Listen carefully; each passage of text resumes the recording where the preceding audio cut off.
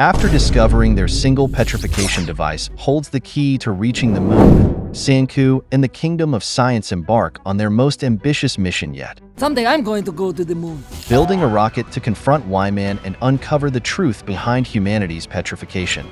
With their full team finally revived, the race to space begins. In this epic finale, can they solve the greatest mystery of all time and save humanity from the stone world? Let's find out. The water flow from the dam was incredible. Ukyo couldn't believe they had such a thing, including a hydroelectric power plant. Chrome was impressed by the scale of it all. According to Senku, this was all thanks to Ruri and the villagers. He explained that they were the ones who diligently worked to build it while they were away. For such a large-scale mission, he said they needed many able workers. That's why they continued reviving more people there, while Francois served them delicious food. Gin also greeted them and asked if they had seen him on TV.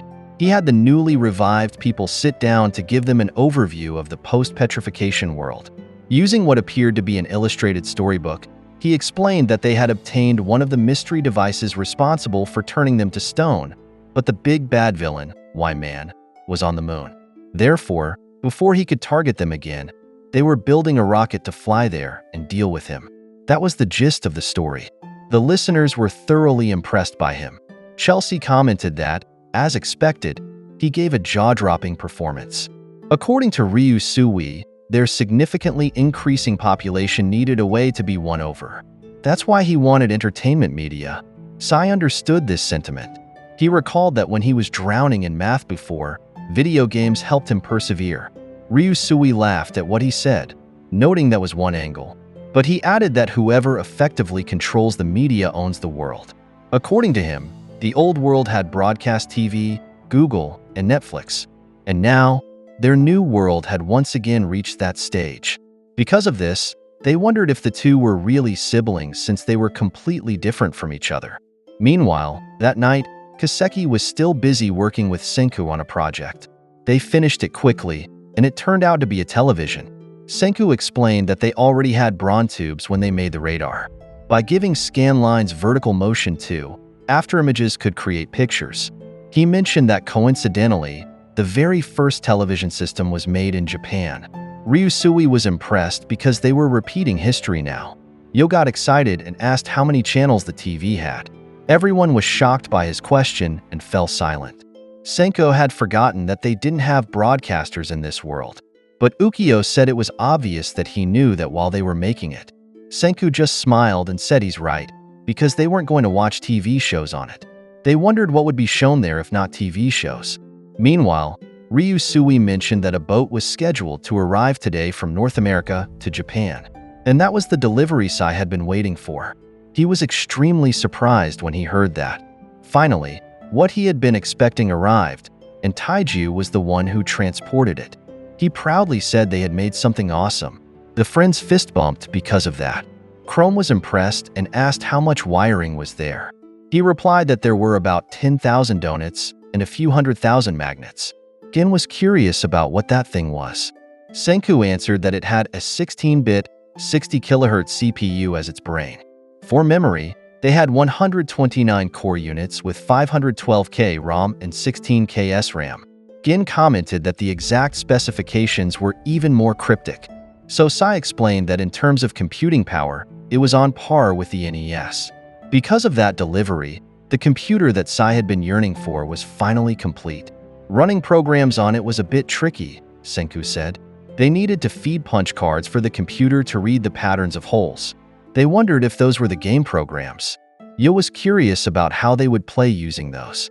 Sai immediately started working on his computer, and he quickly finished what was needed. They waited briefly as the punch cards were fed, and as a result, they had a game. Everyone couldn't believe that even in this world, they now had video games. According to Sai, a drop puzzle game like that was just a simple program. He said he could make many more in short order. His brother Ryusui was proud of him. It was truly impressive because in a short time, he created various games that everyone thoroughly enjoyed. Even the spectators had fun watching.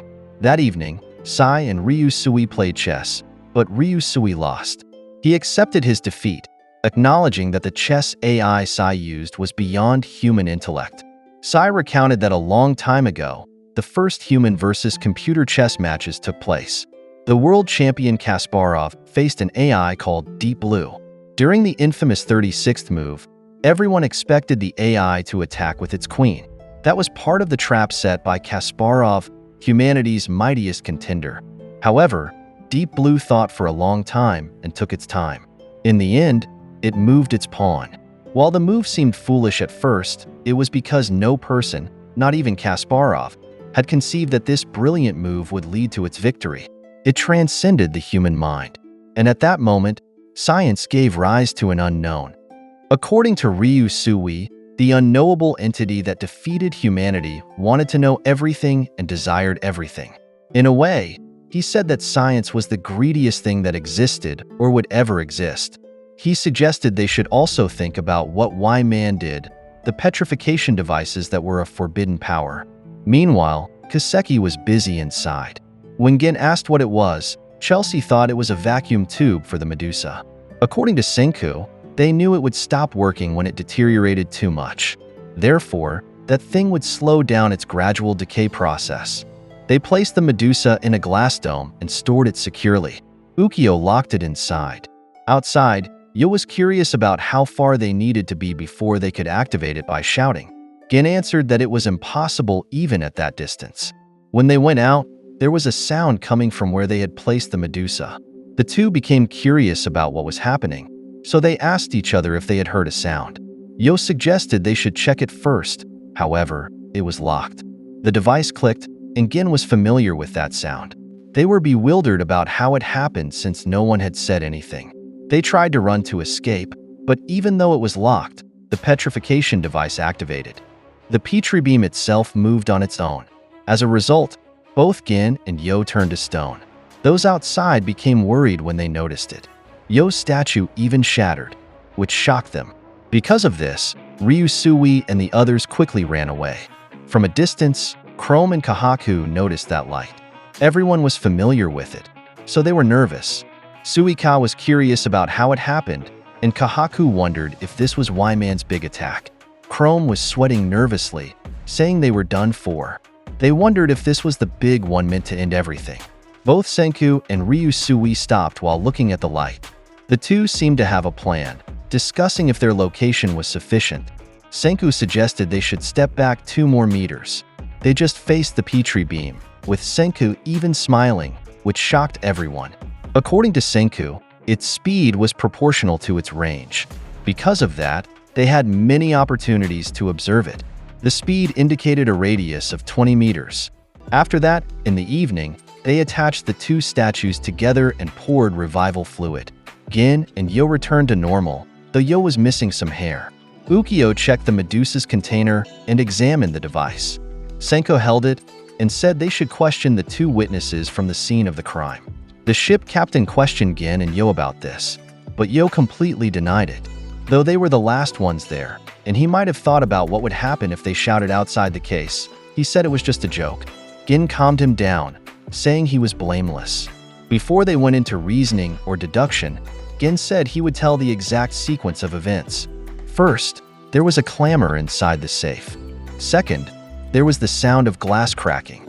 Third, it clicked. Then finally, the flash came out. When Senku observed inside, he contemplated the clamor Gin mentioned inside the safe.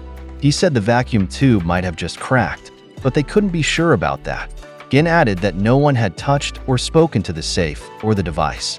Everyone was deep in thought about what happened. Kaseki asked if the light came out by itself, and Chrome was curious if it was possible to activate it remotely and how.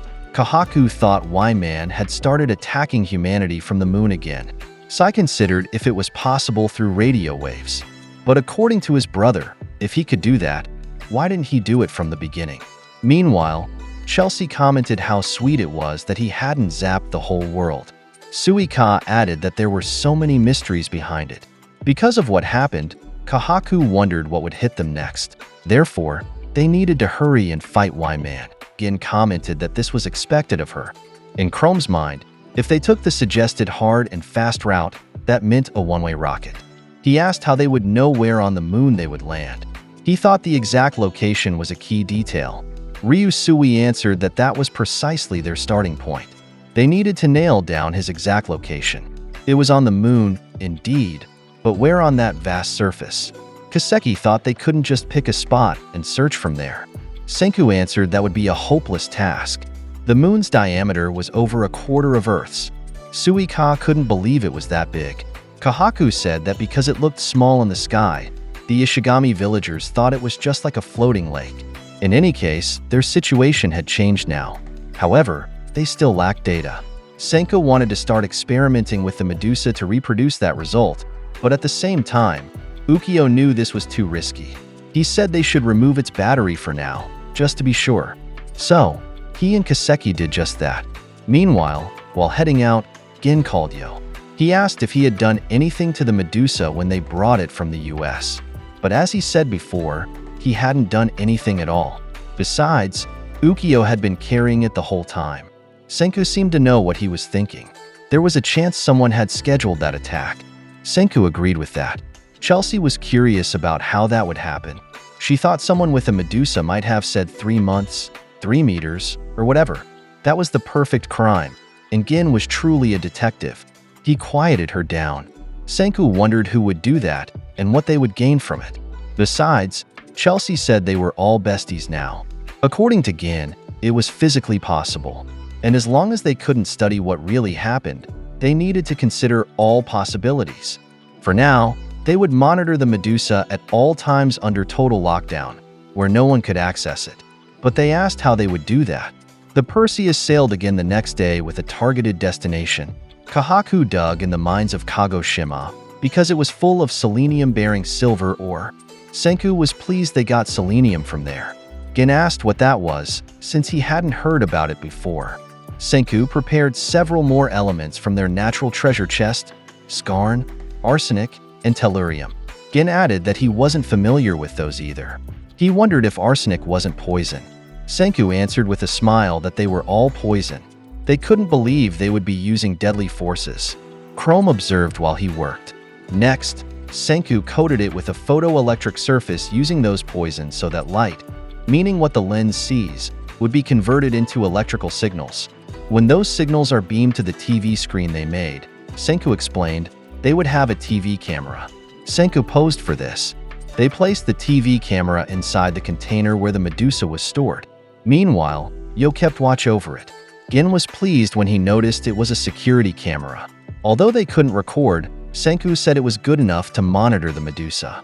Ryusui was happy because they had reinvented live broadcast. He repeated that whoever controlled the media in this new world basically owned it. They sent that camera to America, where they could watch baseball games happening outside. The people there were overjoyed. Because of this, Ryusui established Studio Dragon TV there. However, according to Senku, they didn't make the TV camera for his amusement. Gin added that it was to monitor the Medusa, but Senku denied this. He said the real task was 10 billion times more important. It would tell them Y-Man's location on the moon. Even their best telescope couldn't show enough from Earth. But they should think about it, he said. An eye in space beaming a live feed down to them to scan the moon's surface. They were shocked that this was his plan. Senku revealed that the true purpose was to reveal the location of Y-Man whom they were searching for. Therefore, they would launch a satellite from their stony new world. So, they should all get excited about that. While stargazing through a telescope, the things that commonly obstruct the view are Earth's atmosphere and bad weather. Ryusui realized that this was the reason why they would launch a telescope directly into space, to spot where Y-Man was located. Senku confirmed this was correct. He explained that a man-made satellite would help them peek at the moon firsthand. The villagers became curious when they heard about this. Kaseki asked if it was like their airplane. Chrome couldn't fully comprehend how it would continue flying until they found Y-Man. He asked if it wouldn't run out of fuel. Senku replied that the satellite doesn't actually fly. Instead, it continuously falls toward Earth. He demonstrated how this happens and how it orbits in space. Suika and others couldn't fully understand this concept. But because of this, they thought that the satellite wouldn't need fuel. More or less, said Senku. Although, he explained it still needs an energy source. Ukio added that electricity is needed for beaming photos back to Earth and calculating and adjusting its position. Suika then asked why they couldn't just use batteries. According to Chrome, those would run out quickly. That's why Senku said they would use an energy source in space that doesn't run out. They were lucky that the sun was already there, emitting an infinite amount of energy. While Kahaku and Suika didn't know how to get energy from the sun, Gin realized they were referring to solar cells. Inside the lab, Senku showed the sweet ingredient from Kagoshima that Kahaku had excavated. Once again, he explained that selenium would be handy. He said they would just need to combine thin sheets of it, and it can convert light into electricity. Although it would be a super primitive type with crap efficiency, he explained that if they made it big enough, it would do the job. They would combine sulfurina, fluorite, seawater, and magnesium to create magnesium fluoride. Then they would layer glass, gold, selenium, and copper. As a result, they successfully created and operated a solar panel. Chrome was amazed that they could have energy just from the sun. However, he became concerned when he realized what would happen when it rains. Senku responded that there's no nasty weather up there. And according to Ukio, the satellite would be far above the clouds. Suika couldn't believe that those big panels would just float high up in the sky where the sun is. Chrome was overjoyed because they would have a battery that never dies. After that, they accomplished many things in succession. When the launch site at Treasure Island was ready, Senku and his group delivered their unmanned rocket there. Soon after, Senku was surprised because Zeno and his team had also finished their project. They had finally acquired the Level 99 rocket engine. They were delighted to see each other's final products. Zeno admitted that Senku's craft was elegant. Senku returned the compliment to Zeno. They had managed to complete the engine in just 3 years. He remarked that Zeno's skills were still sharp even after sleeping for thousands of years. Meanwhile, Minami announced from Treasure Island that moments from now, the new world's first ever rocket would launch a satellite into space. Gin asked if she understood that her broadcast wouldn't reach beyond mainland Japan. Minami asked him to let her have this moment since it was her dream. According to Ryu Sui, they were thankful to Dr. Zeno, the world's preeminent rocket scientist, and to Senku, the only high schooler who had launched a homemade rocket into space. Everyone celebrated because for the world's ultimate master pupil dream team, sending an unmanned rocket into space would be just a walk in the park. The rocket took off, but the result was contrary to their expectations. It crashed into the water. Because of this, they retrieved the rocket underwater. Zeno and Senku studied it carefully. Zeno noticed that the thermal insulation was corroded by gas, which caused a hole in its nozzle. Senku remarked that it looked solid on paper. However, he thought their stone world creations would surely be shoddy. Days passed, and they didn't stop making new rockets.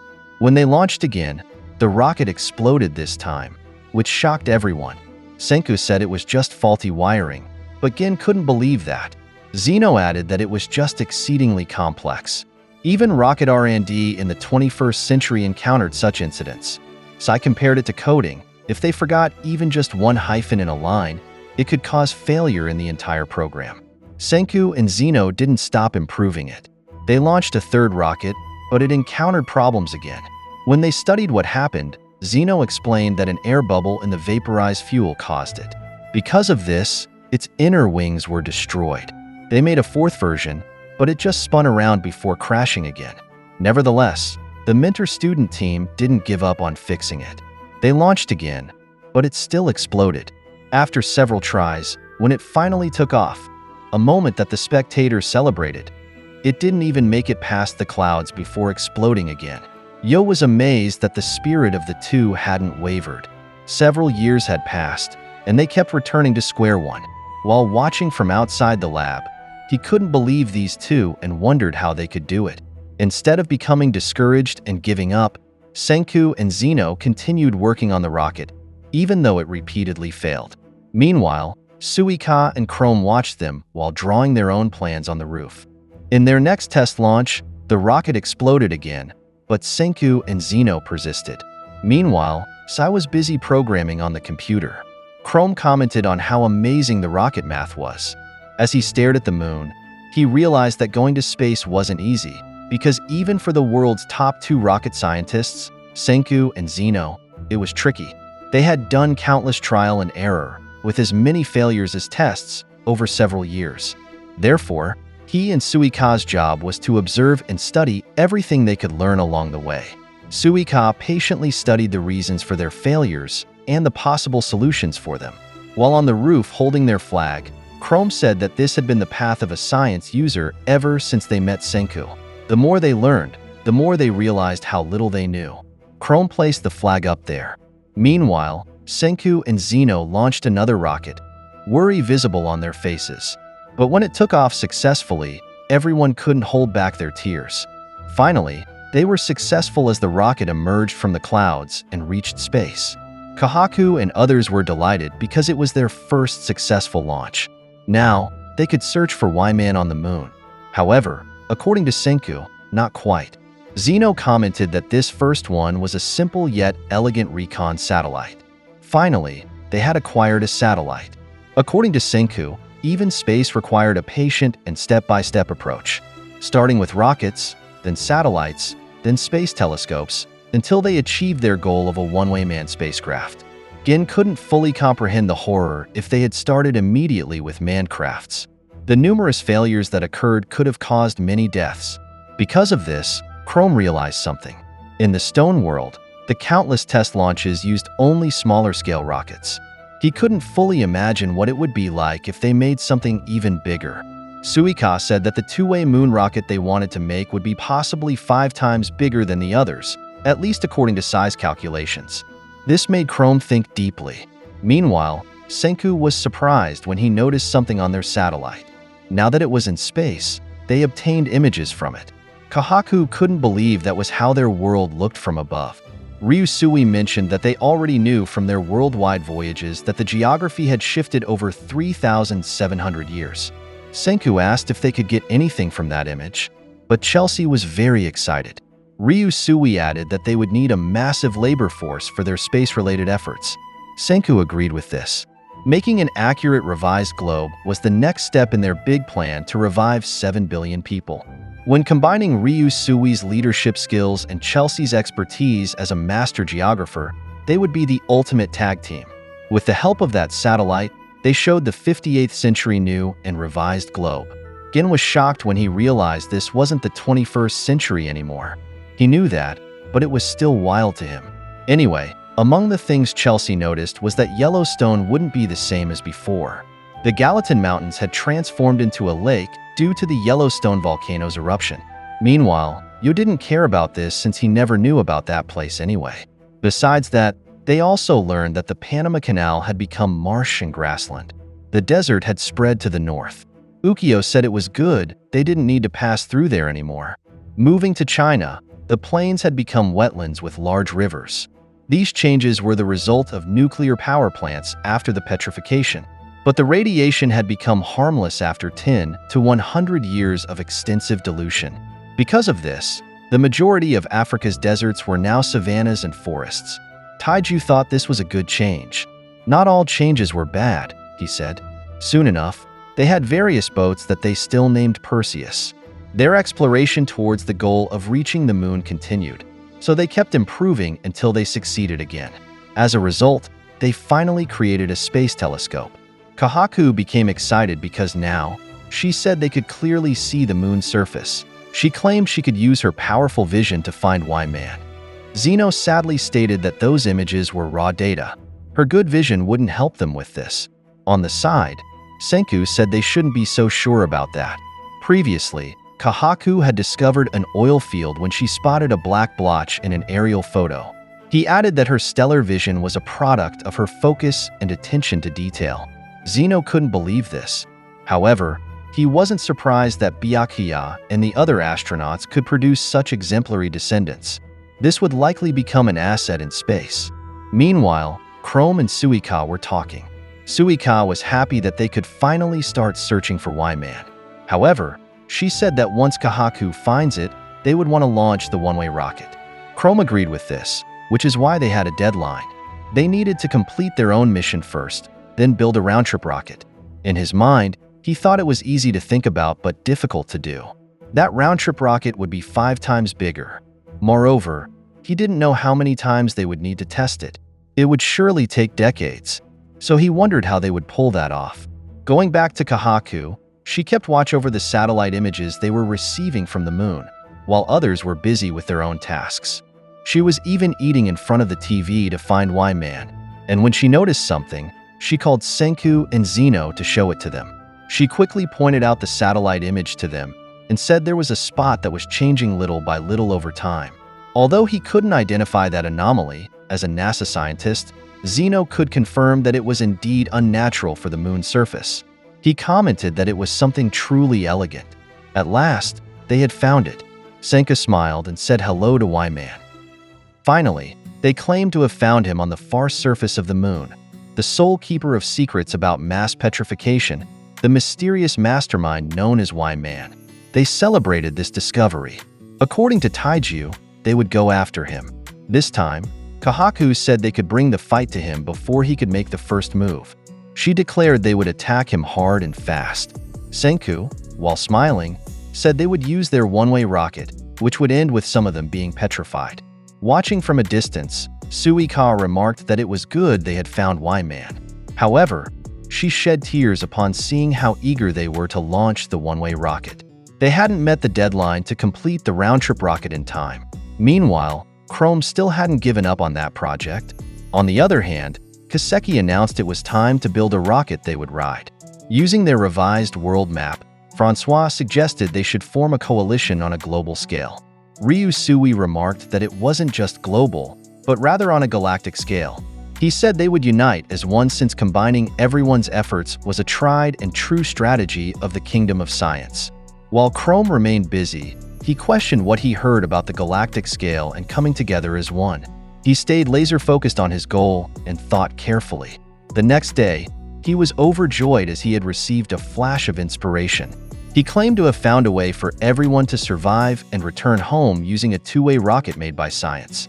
He brought his proposal to Sai, who studied it. Senku and the others were surprised when Chrome prepared a mega science conference. He called everyone's attention to speak. It was a battle between rookie scientists and super scientists.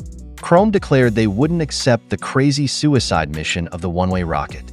Furthermore, he stated they would achieve a happy ending using the two-way rocket instead. And they were shocked to hear this. However, Gin said that naturally, they all wished such a thing was possible. But according to Senku, they probably already knew the problem. He explained that a two-way rocket needed to be gigantic, and they would have to start test launches from scratch if that were the case. Zeno added that this would involve 5 times the risk and time commitment. He foresaw that the work would take decades. Suika argued that that was the reason Chrome had been racking his brain this whole time. He was searching for a way for their little rocket to somehow go to and return from the moon. Because of this, Chrome revealed something to them. He said it was the never-before-done scheme of the rookie science team. He slowly raised the barrier and announced they would take a gigantic spaceship capable of returning from the moon. They would launch it in 5 pieces. And then, in space, they would combine these pieces into one megaship. Finally, his proposal was revealed, which shocked everyone. Gin was speechless, while Kahaku admitted she had no clue about that space stuff. But she said that even she could recognize Chrome's nutty schemes when she saw them. Meanwhile, Senku and Zeno remained quiet upon seeing this.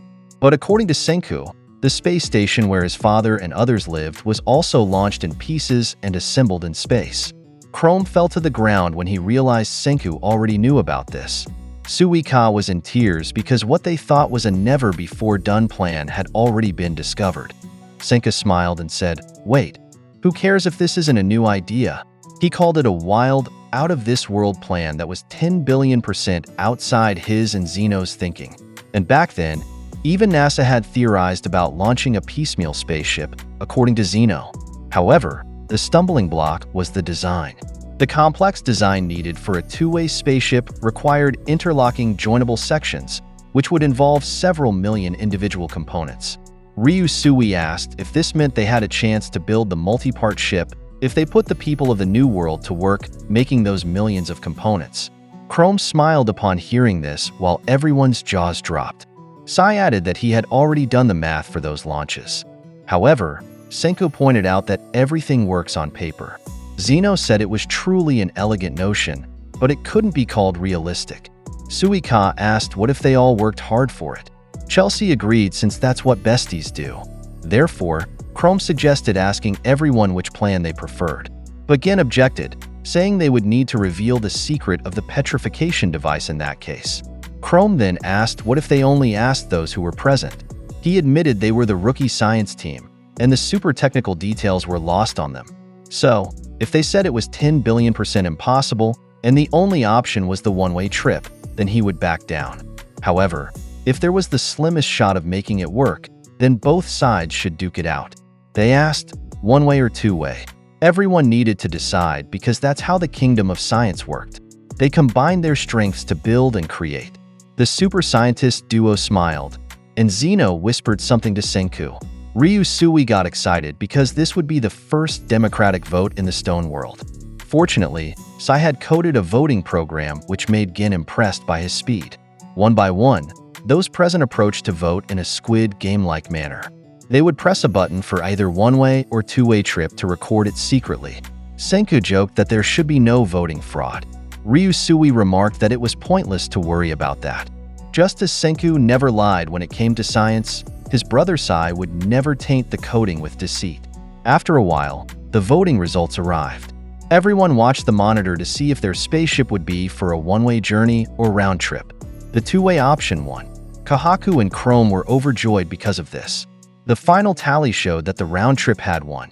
According to Chrome, they won fair and square, so there was no turning back. Senku agreed with this. Upon leaving, Senku said the path ahead would be somewhat brutal, but Sui-Ka assured him that they were there and willing to help. Inside, Sai mentioned that while the votes were anonymous, there was no harm in showing the tally. He looked at each vote and was shocked to discover that 10 people voted for the two-way option, and not a single person chose the one-way option. So that means that even Senku and Zeno supported Chrome and Sui-Ka's idea.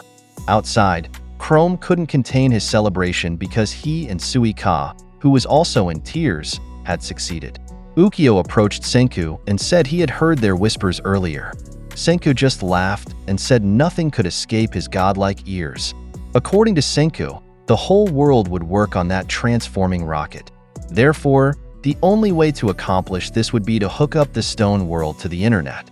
Excitement was evident on his face, while Gin could barely wait for it. They went straight to work since the spaceship for their moon mission would require a few million components. Therefore, they would use the internet to assemble these parts with the help of engineers worldwide. Taiji was overjoyed because the internet was what he used on his smartphone. Finally, they had returned to that point. Yep, Senku answered. Regarding the major groundwork for their trip to the moon, this would be their biggest crafting project and their very last. According to Gin, Twitter and the rest of social media used the internet.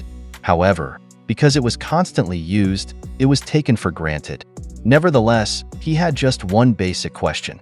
How would they actually create the internet? Senku answered that they would use Tochu tea. They knew it because of its health properties.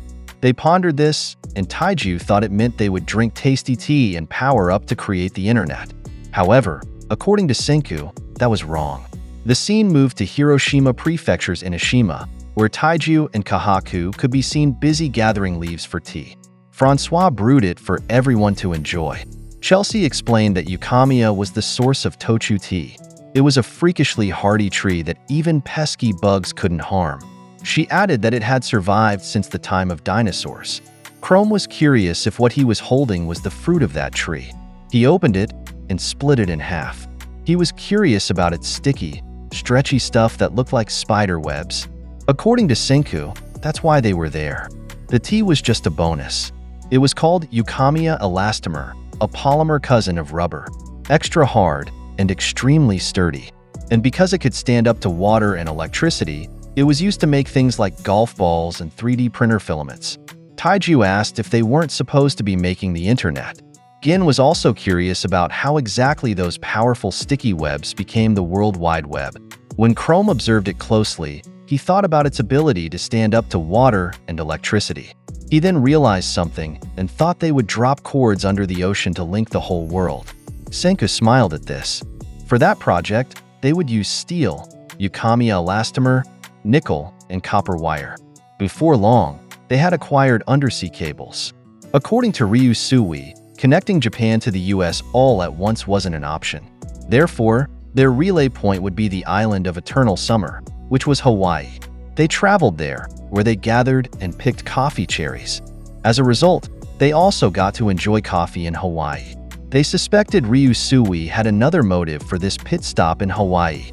They connected various Perseus ships from America to Indonesia and throughout the world. When the cables were positioned, Senku prepared to plug in the final cable.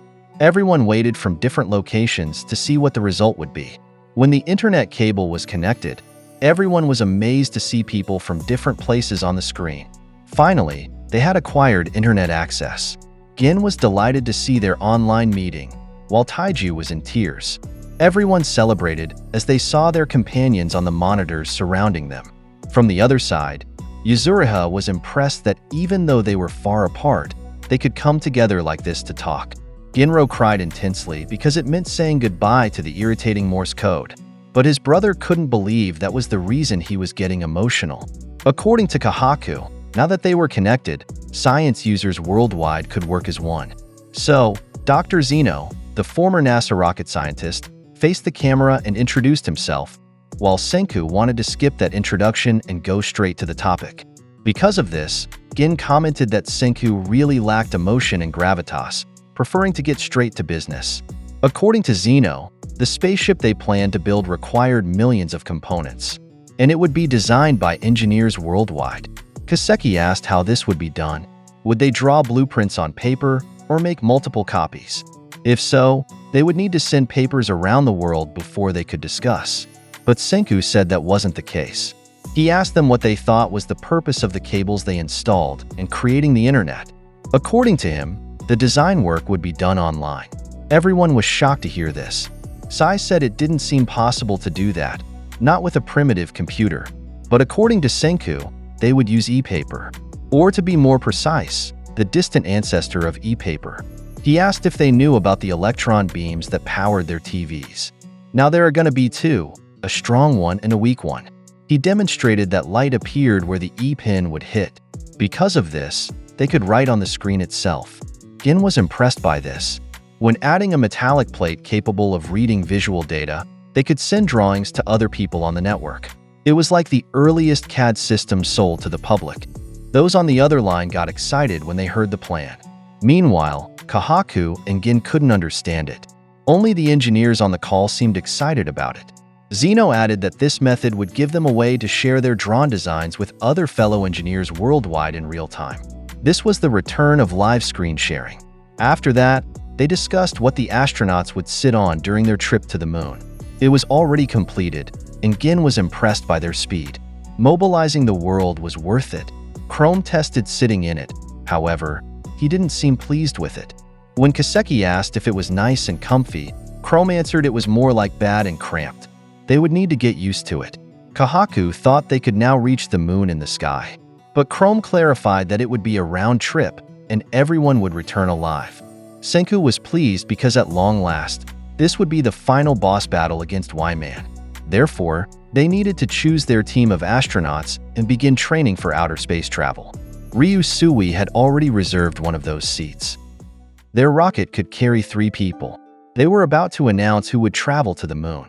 Taiji was excited because finally, they would face Y-Man while Suika was curious about who would go.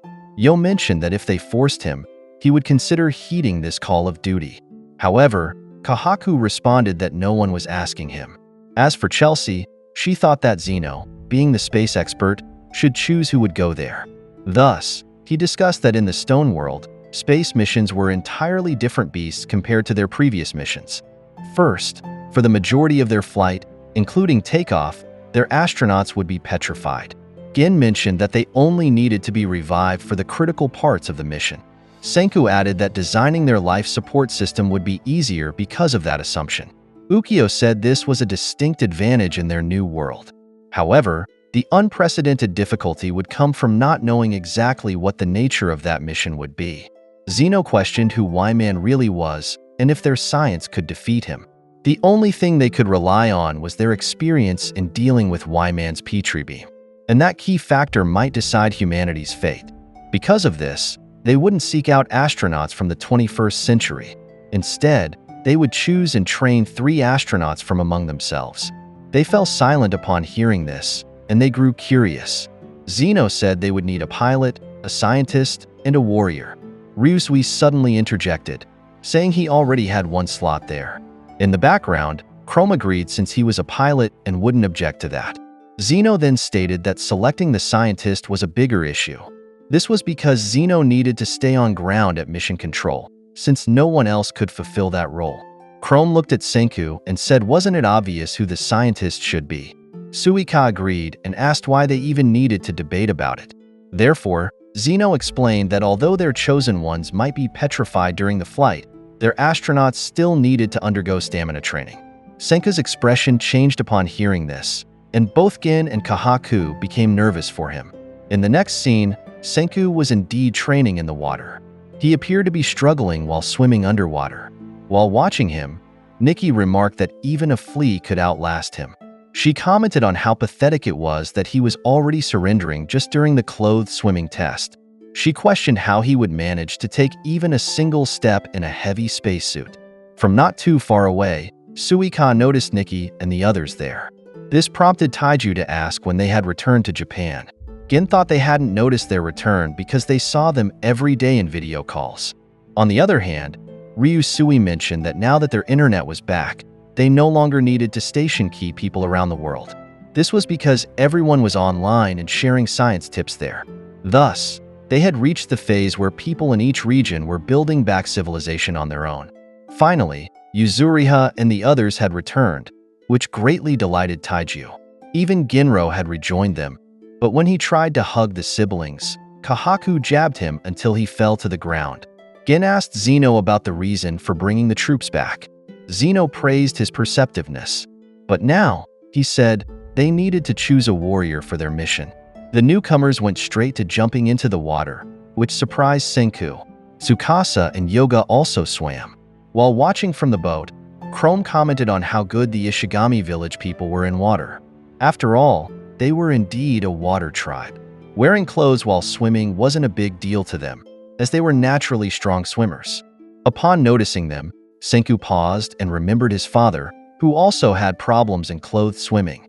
He reminisced these memorable moments with a smile. Suddenly, his swimming improved and became faster.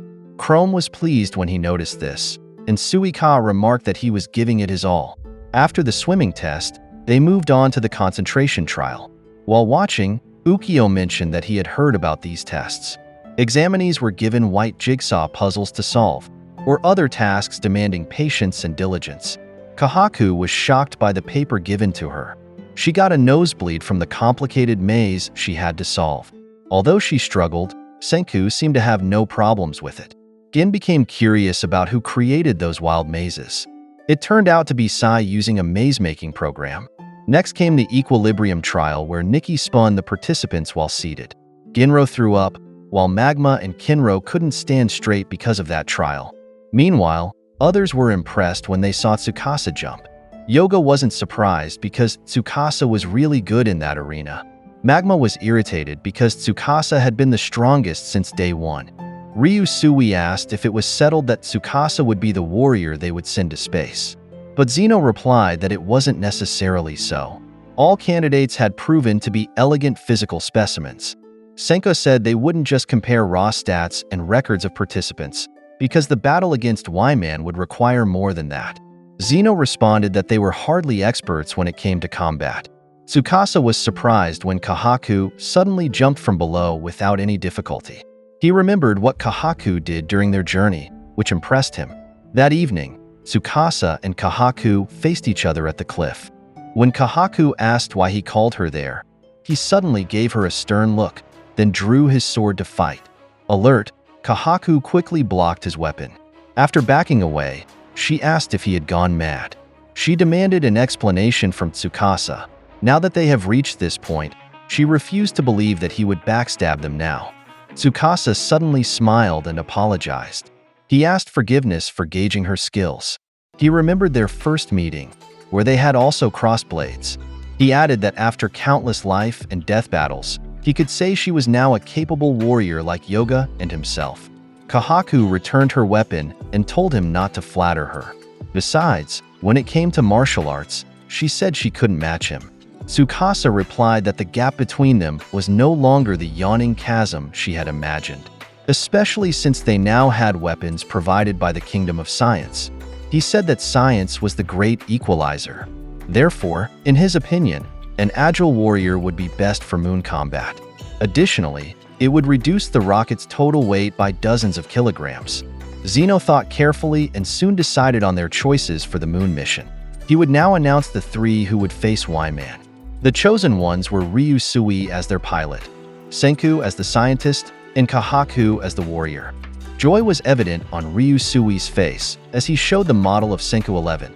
They commented that upon learning he would go to space, he's been over the moon. Francois wasn't surprised since Ryusui always desired everything. Chelsea was impressed by his work, saying the scale model was extremely accurate. And Senku was pleased because it would help them better understand what they would be working on. Kaseki then remembered how they built the Perseus with Ryusui's model's help. Ryusui proudly showed off his spaceship in a bottle, minus the bottle. While busy typing, Sai recounted that since they were children, Ryusui had always been making model ships. He always included Sai to run the numbers. This was shown in the next scene when they were children. Ryusui said his model ships wouldn't be content remaining as just models. He manifested that someday he would set sail with his own ship. He approached his sibling to program a sailing simulator for his ship. Back in the present, they could see the flight simulator for their spaceship that Sai had made. Everyone was delighted and played it. Taiju couldn't believe that Ryusui had broken the record again. According to Yuzuriha, that was because it was his true calling. Ryusui boasted that of course he was the champion at that dinky sim game. However, their special space flight powered by New World Science would be a trip into uncharted waters.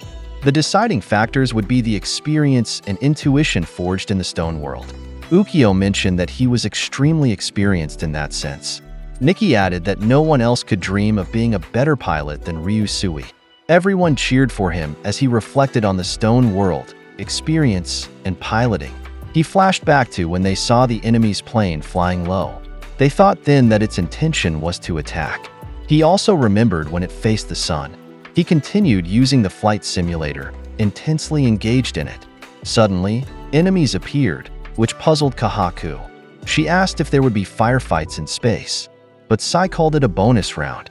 On the side, Senku mentioned they might engage in firefights in space. Moving to the lab, Kaseki was busy working with Zeno and Senku. Zeno said moon combat was an unknown factor to them. Senku said they should think about Y-Man's ultimate weapon that they would never be prepared to counter. Chrome was curious about this and answered that it was the Medusa. Senku gave him 10 billion points for that. He added that they weren't the sort of dummies who would rush to their death. Therefore, they would face the Medusa using 2 special science items of their own. Joel showed one of these items. He said it was the masterwork of his watchmaking career. He called it the Resurrection Watch. This exquisite piece contained a single dose of revival fluid. Chrome wore it for testing. When a Petri beam strike was approaching, the user could set the timer for the next 3 seconds or later. Chrome tried it, and it worked. It released revival fluid onto his hand. Everyone was impressed. Chrome suggested everyone on Earth should wear one. If so, petrification would no longer be a threat to them. Zeno asked if their eyes couldn't see the mountain of Medusas at Ground Zero in Manaus. They remembered this, and Kahaku asked how they would defend themselves if the Petri beam could attack in multiple waves. According to Tsukasa, multi-stage attacks has a fatal flaw. If it decided to fire consecutive waves of Petri beams, the second, third, and subsequent waves would be delayed. There was no point to that. This meant that after the initial attack, there needed to be a countdown before the next one. Before the next Medusa could unleash another wave of light, they needed to act. They showed another weapon they would use.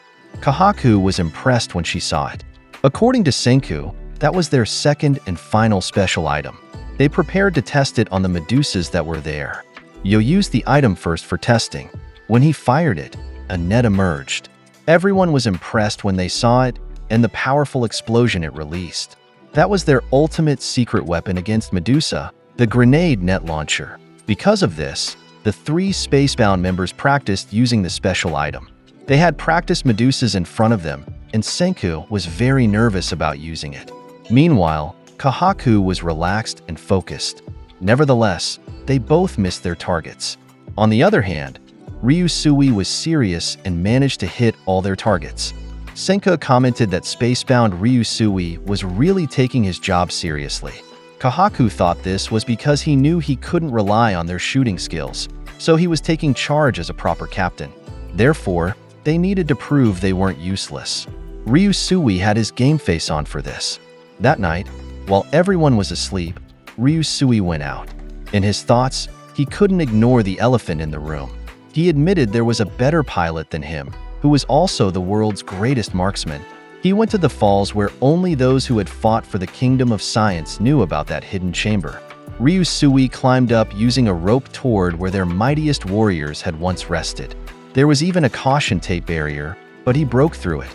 The one he went to see there was none other than the stone statue of Stanley Snyder.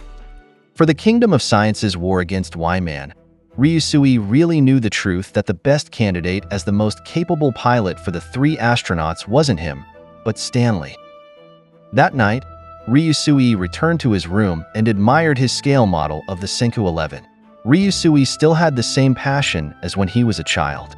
He wasn't content just seeing the scale model of his ship, and he also wanted to see its real version one day. Ryusui continued looking at the Senku 11 scale model while imagining seeing it soon as a real spacecraft. Then Senka suddenly passed by outside Ryusui's cabin carrying blueprints, so Ryusui called him to the window. Ryusui said he had a question for Senku in the form of a parable, where he was a knight in a medieval kingdom. Senku was surprised and wondered about what this out-of-nowhere question was about. Then Ryusui just continued his parable. As a young and dashing knight, you are courting the palace princess, and you tell her you want to have a future together. But there was a dilemma. The princess had a more suitable suitor who was a prince from the neighboring kingdom, and their marriage would bring peace to the entire land. After mentioning the parable, Ryusui asked Senku what his move would be as a science pro. Senku just became more confused by what Ryusui was saying as he continued staring at his scale model. And when Senku saw that, he realized that what Ryusui told him was related to their last discussion about the possibility of an aerial battle when they reached the moon. Senku just leaned against the window while Ryusui stayed quiet in his chair. Ryusui also took off his captain hat and placed it on the table. Then Senku gave his answer to the question. He said that a science pro is a man of efficiency. So if there was someone else more fit than him for a job or position, of course he would pass that duty to them. Ryusui smiled at what Senku said as if content with what he heard. Next, Senku laughed and said Ryusui already knew his answer before he asked him. Ryusui said Senku's way of calling him out was rude, and we can also see that Sunrise had caught up with their conversation. A few moments later, we suddenly see Zeno extremely shocked in disbelief. And with him now at the top of the waterfall were Senku, Ryusui, and Gen. The 4 of them had just finished discussing choosing the right person for a certain job, and while turned away, Zeno asked the 3 if they should expect any objections. Gen thought deeply while observing Zeno. He noticed that he was playing cool to the max. When Zeno could no longer hold back his emotions, he just hid his face from people. Now Gen knew that Senku inherited this behavior from Zeno. Zeno faced the 3 and admitted he was really shocked by their proposal. Then he threatened them and said Stanley was the ultimate soldier, and if they joined forces, they could repeat their attempt to conquer the whole world. But Ryusui was just confident saying the plan to conquer the world wouldn't work anymore because many backups and operations were ready. And besides that, a man of science is a man of efficiency. Because of this, Ryusui believed they could trust Zeno. But Senku just scratched his ear and said some of them would push back against their risky decision. Zeno just looked at the horizon while thinking. Then he told Senku and Ryusui to tell the malcontents that Zeno threatened to sabotage their rocket engines if they didn't revive Stanley. But Ryusui rejected this idea and said they would just tell everyone the truth. He added that Zeno didn't need to burden himself anymore with the villain's role. Ryusui said that whether Zeno liked it or not, he was now a citizen of the Kingdom of Science, and he was also one of their leaders. So the four went down the waterfall to announce the news to everyone. The people gave a violent reaction. Kahaku couldn't believe Senka's plans for Stanley, and Ginro was scared of the idea of waking him. Chelsea couldn't believe that Stanley would be made the rocket's pilot. Then Gin presented to everyone that Tsukasa would be Zeno's companion. Gin managed to quiet the people. Tsukasa explained that on paper, he was like guarding a VIP. Zeno added that if Stanley rebelled, Tsukasa would surely hurt him physically. Zeno also said he could be called a hostage. Ginro was still very stressed and asked why. Maybe as soon as Stanley woke up, he would just get a gun and shoot them all. But Ukyo said he wasn't worried, because Stanley was the type of soldier who followed orders and did everything his mission required of him. Stanley had proven himself in this regard, and it was unlikely he would suddenly change. But Ginro still wasn't convinced, and just said Stanley was scary and should be imprisoned forever. Meanwhile, Kahaku was just happy with the decision and said it was perfect. She added that their moon mission could be deadly, and Stanley himself would do this mission to save all of humanity. According to Kahaku, there was no better way for Stanley to atone for what he did. Then Chelsea became concerned for Ryusui, so she asked him if he was sure about their decision. Ryusui laughed and said he was sure because even though he was an ace pilot, his shooting skills weren't enough. But Chelsea suddenly said that wasn't what she meant to ask. Her real question was if Ryusui was sure, because Chelsea knew how hyped Ryusui was about flying to the moon. Ryusui just turned away in response and stayed quiet. Now Senku and the others returned to the waterfall area, heading to where Stanley's statue was hidden. Ryusui showed excitement, saying who wouldn't want to get the greatest marksman alive to work for them. And while they were reviving Stanley, Ryusui said he was still the greediest guy the world's ever known. And after Stanley's stone shells broke, Zeno immediately explained the situation to him. And after they talked one-on-one, Zeno offered his friend a cigarette. Stanley thought for a moment and accepted it. And while lighting the cigarette in his mouth, he asked them what his mission was. Senko suddenly became pleased, saying he really liked how quickly people understood. Then, Zeno explained that Stanley was the type of person who would do any task he knew he could do. Professionals really understood immediately. Next, Zeno asked Stanley. Let's say Stanley had a 1-pound bullet piece that he fired, and its initial velocity was 600 meters per second. Considering that on the moon's surface, gravity and acceleration were only 1/6 of Earth's, and air resistance was 0. Zeno suddenly threw the Medusa he was holding to Stanley and continued the question that his target was a Medusa exactly 1 kilometer away. Stanley managed to catch the Medusa, and as an answer to Zeno's question, he said his firing angle should be 0.13 degrees. Senku was impressed because Stanley's math was correct. Senko even wondered if sheer intuition helped him figure out the number. Zeno suddenly asked Stanley if he was up to the task. Then Stanley suddenly held Zeno's cheek. Zeno gave no reaction to what his best friend did except for a stare. Then Stanley said, "Sure I am." Ryusui showed contentment in his smile that had sadness in his eyes. After a while, we can see that Ryusui just went to the firing range to practice shooting, and Francois followed him that night carrying a dinner tray. Ryusui told Francois that even though he lost his seat on the space rocket, he still needed to polish his shooting skills as a backup pilot. He said it was only right that he fulfill his duty. Then we can see Stanley just walking around near the firing range, and he suddenly saw Ryusui and Francois from afar, so he stopped. Francois approached Ryusui and acknowledged that Ryusui was still the same as she knew him. Ryusui set aside his personal desire in favor for a greater desire, and this was victory for mankind. Francois even praised Ryusui for his noble decision to relinquish his spot to Stanley. But Ryusui suddenly told Francois that she didn't need to comfort him anymore. Then Ryusui remembered his childhood, where he already had the same drive and desire when he was building the scale model of his dream ship.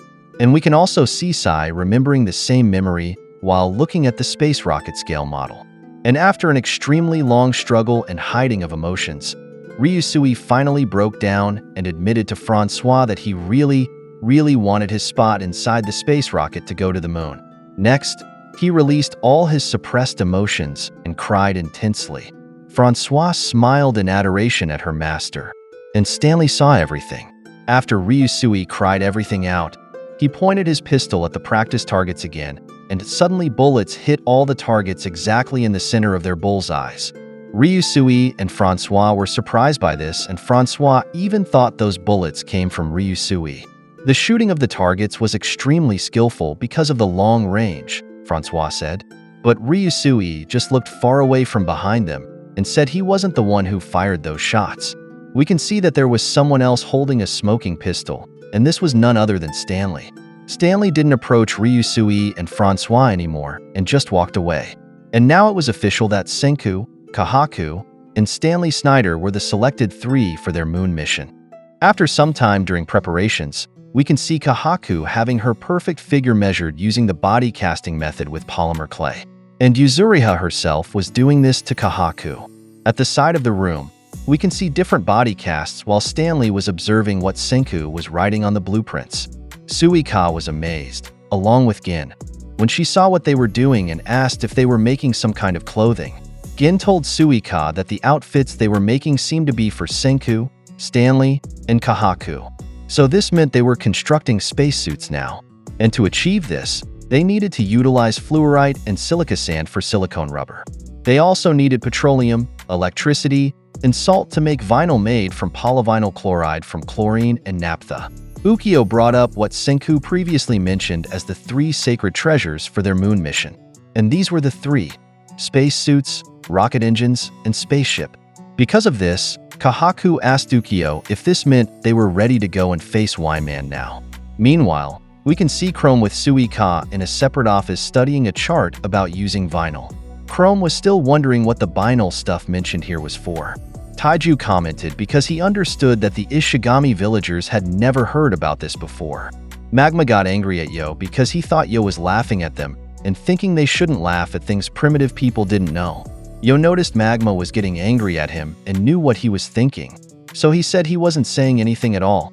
He also said Chrome was 10 billion times smarter than him when it came to science. The Kingdom of Science's base had greatly improved, and they had built a radar, buildings, and silo. Nikki told Senku that it was funny to realize they made a rocket ship before making a simple thing like vinyl. But Senku said that before they could make that, they first needed an oil refinery.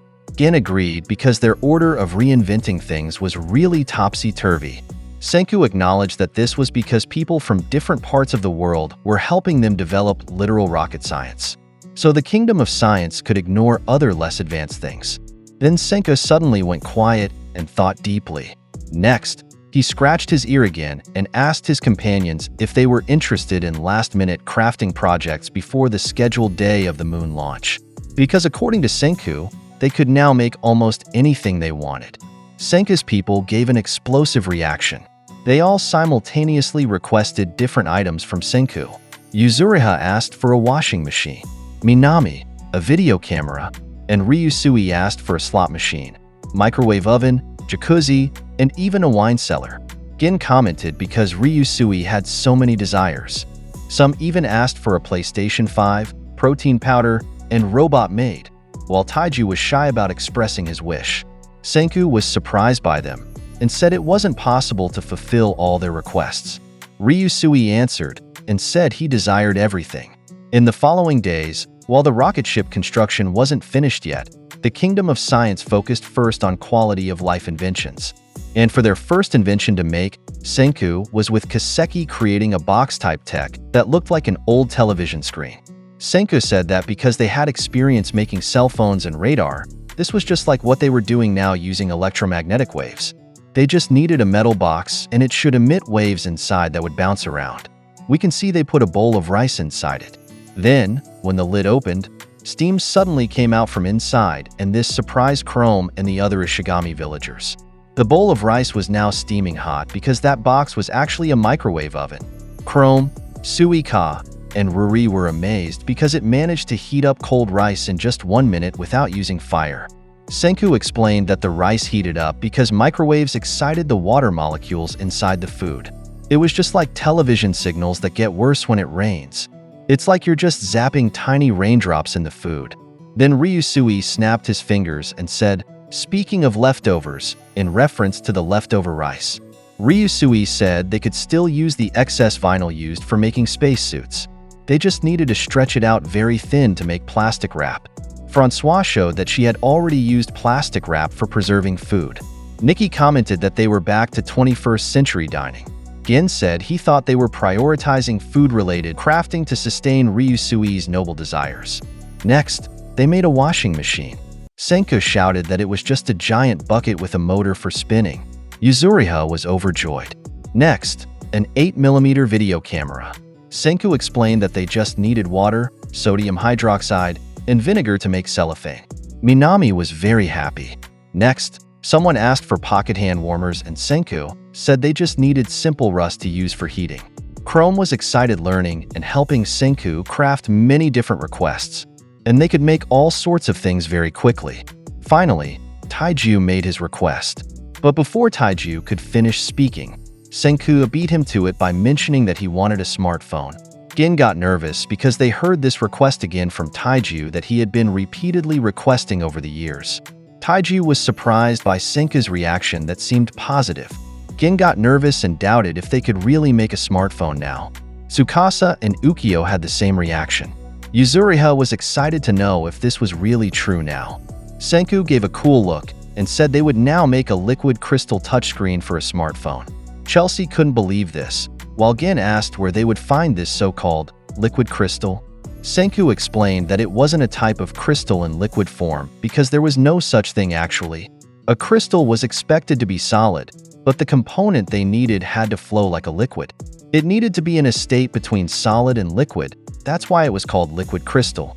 While making this in the laboratory, Senku explained to Gin and Chelsea that there were many ways to make this. And one easy example was utilizing n-butylanilene from aniline and toluene from petroleum. Chelsea commented on its strange smell that was like Chinese food. Gin said there was nothing easy in Senku's example. Senku answered that it was obviously because of methoxybenzaldehyde, but Gin said there was nothing obvious about what Senku said.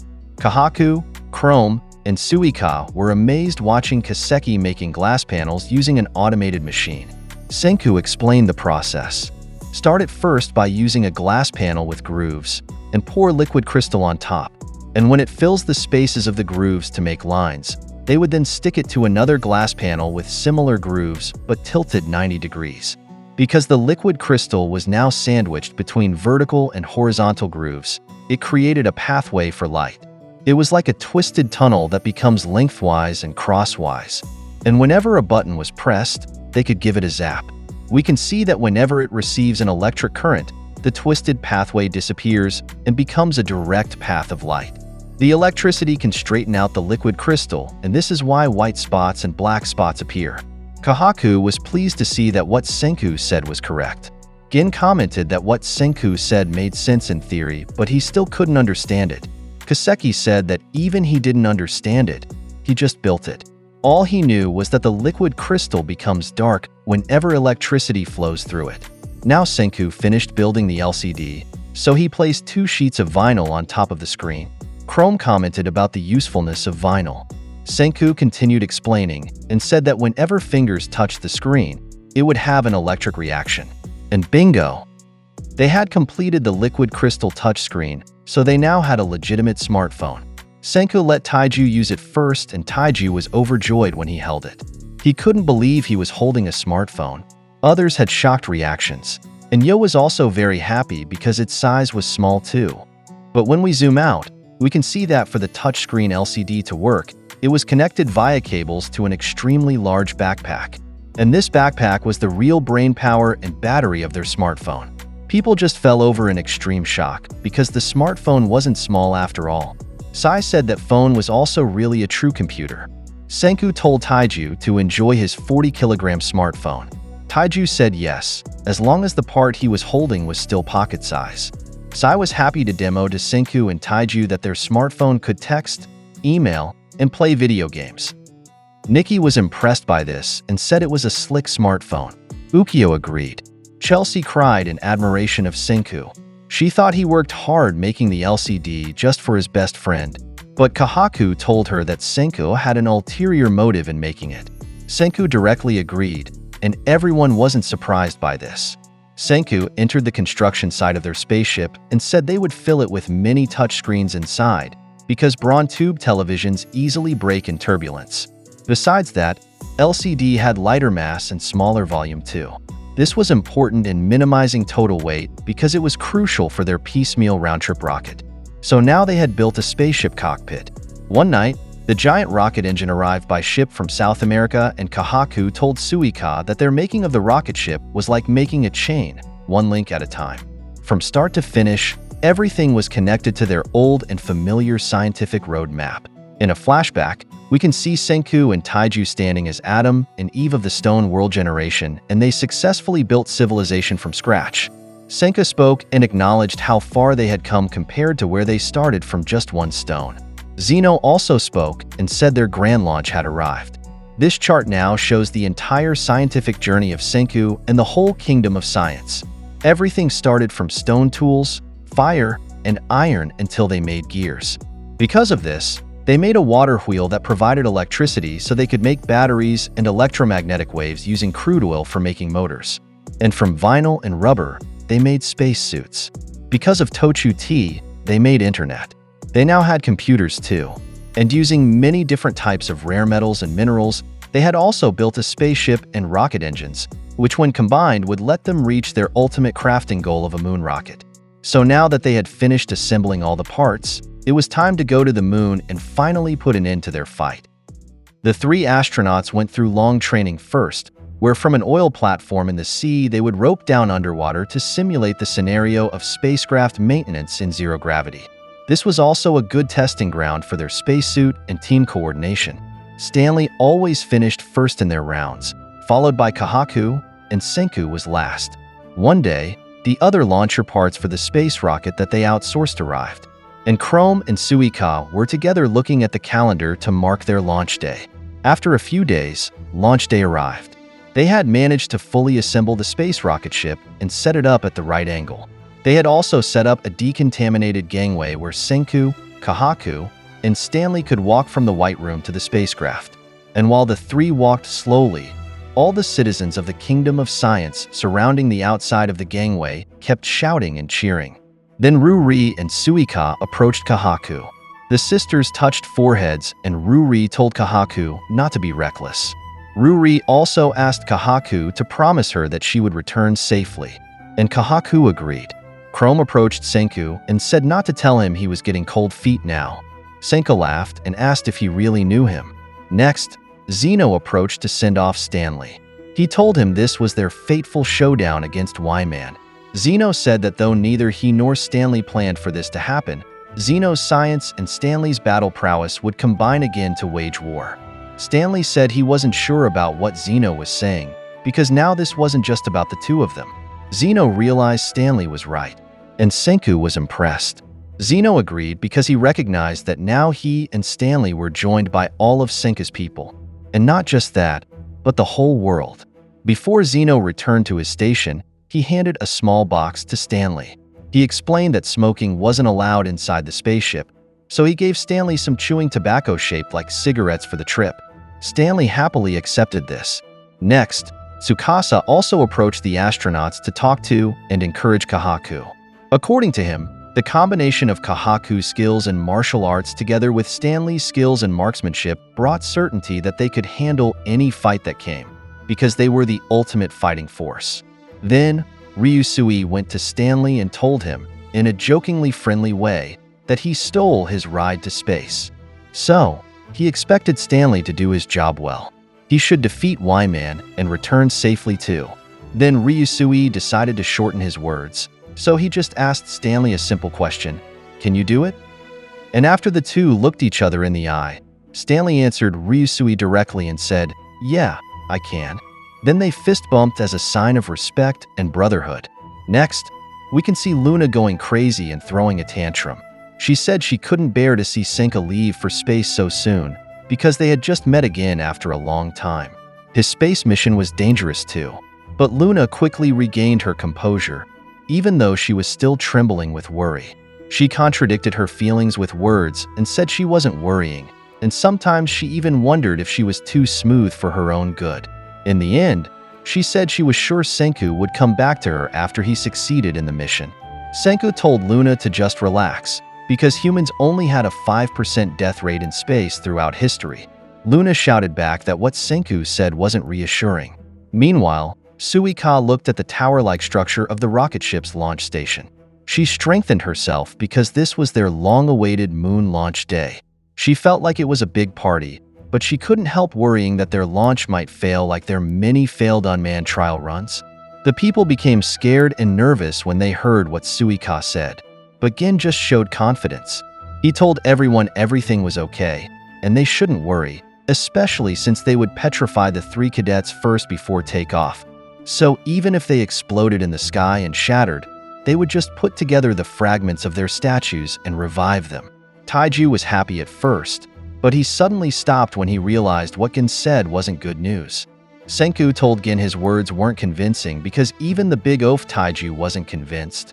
But Gin still pushed his point that everything would be okay. Then he bowed his head and mentioned again that everything was just fine. As if he was also convincing himself, Taiju also strengthened himself and Senku saw this. Then Taiju suddenly shouted and said there was no way they would fail. And if the worst happened, he was willing to find all of Senku's stony bits for Yuzuriha to reassemble him, even if it took them decades. Senku was pleased and said he knew they were both hardworking, so he knew they would really try that. But Taiju disagreed and said they wouldn't just try, but would really do it, and Senku could count on them. Senku went quiet for a moment and smiled, before agreeing with Taiju. Then all the Ishigami villagers also approached to give Senku moral support. We can also see that Kokuyo, Jasper, and Ruri were among those cheering for Senku, Stanley, and Kahaku. The cheers were so loud they could be heard from a distant perspective outside the island. Next, we can see Joel, who went to Kaseki. Even though Kaseki wore a face mask, we can still see tears of joy in his eyes. It was their first time meeting in person, but they managed to recognize each other. Even though Kaseki was inside the gangway and Joel was outside, they still managed to share a toast with each other as fellow engineers of their stone world. After a few moments, they retrieved the Medusa from inside the isolated container. Kaseki also got a fresh diamond battery and said many years had passed since the last time he used this. Now it was time for the Medusa to wake up again. Then Joel and Kaseki worked together to install the diamond battery in their Medusa. And while they did this quickly, the people around were amazed by their precision and combined speed. Next, Kaseki handed the Medusa to Senku. From a bird's eye view, we can see a peaceful sunrise shining on the anchored Perseus and Treasure Island where the launch pad stood. The 3 cadets proceeded to enter the heating rocket ship.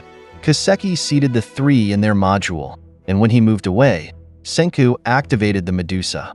It released a Petri beam with a diameter of 5 meters.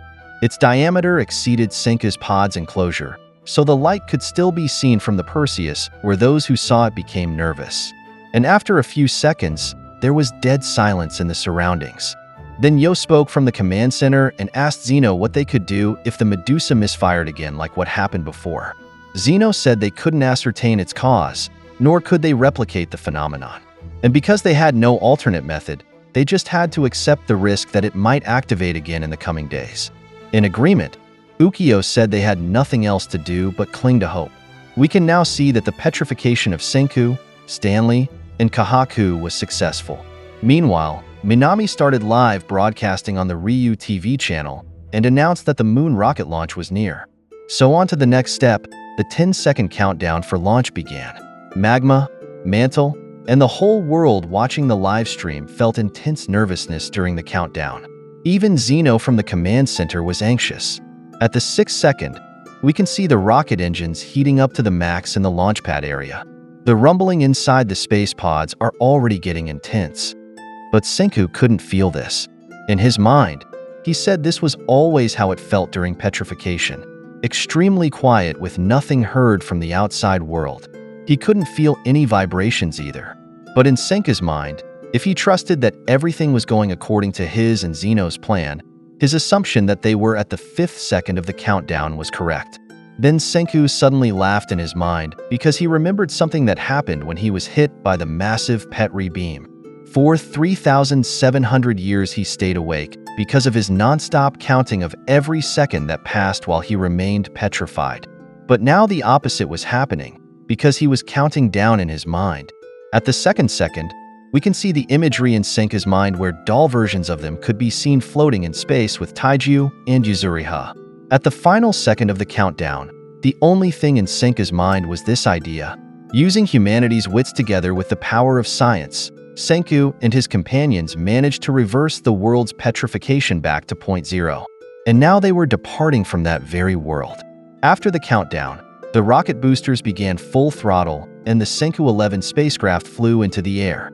But before we continue with the present story, let's backtrack from the time of pre-civilization before the Ice Age, where we can see that animals were still the dominant species on Earth. Next came the dawn of civilization. And after thousands of years, we can see humans' distant advancement in the time of the Roman Empire.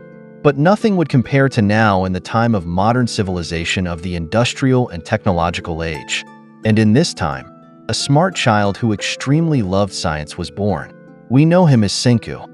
Even as a child, he already loved making his own science experiments and projects with his friend Taiju. And they also always experienced explosions.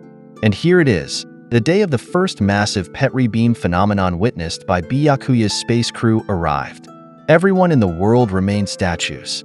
But after 3,700 years, Senku was depetrified as the very first original human to live in the new stone world, aside from Zeno. This was the time when Senku was called chief of Ishigami village, and he brought science to transform the natives' lives. Then the time came when they and Zeno built the stone world's very first rocket engine. All of this was running through Senku's mind while he was still petrified inside the space pod. Then he also remembered his post-war mentorship with Zeno.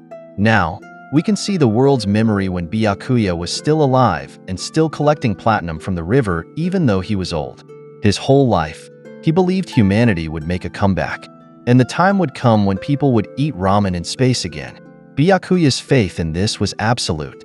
Senku woke up from that memory while floating in space inside their space pod. And he seemed surprised when he suddenly woke up in front of the window where he could clearly see outer space. He left his spacesuit and changed clothes. Now they were halfway on their journey to the moon. It wasn't long before Senku also realized he was alone now drifting in outer space.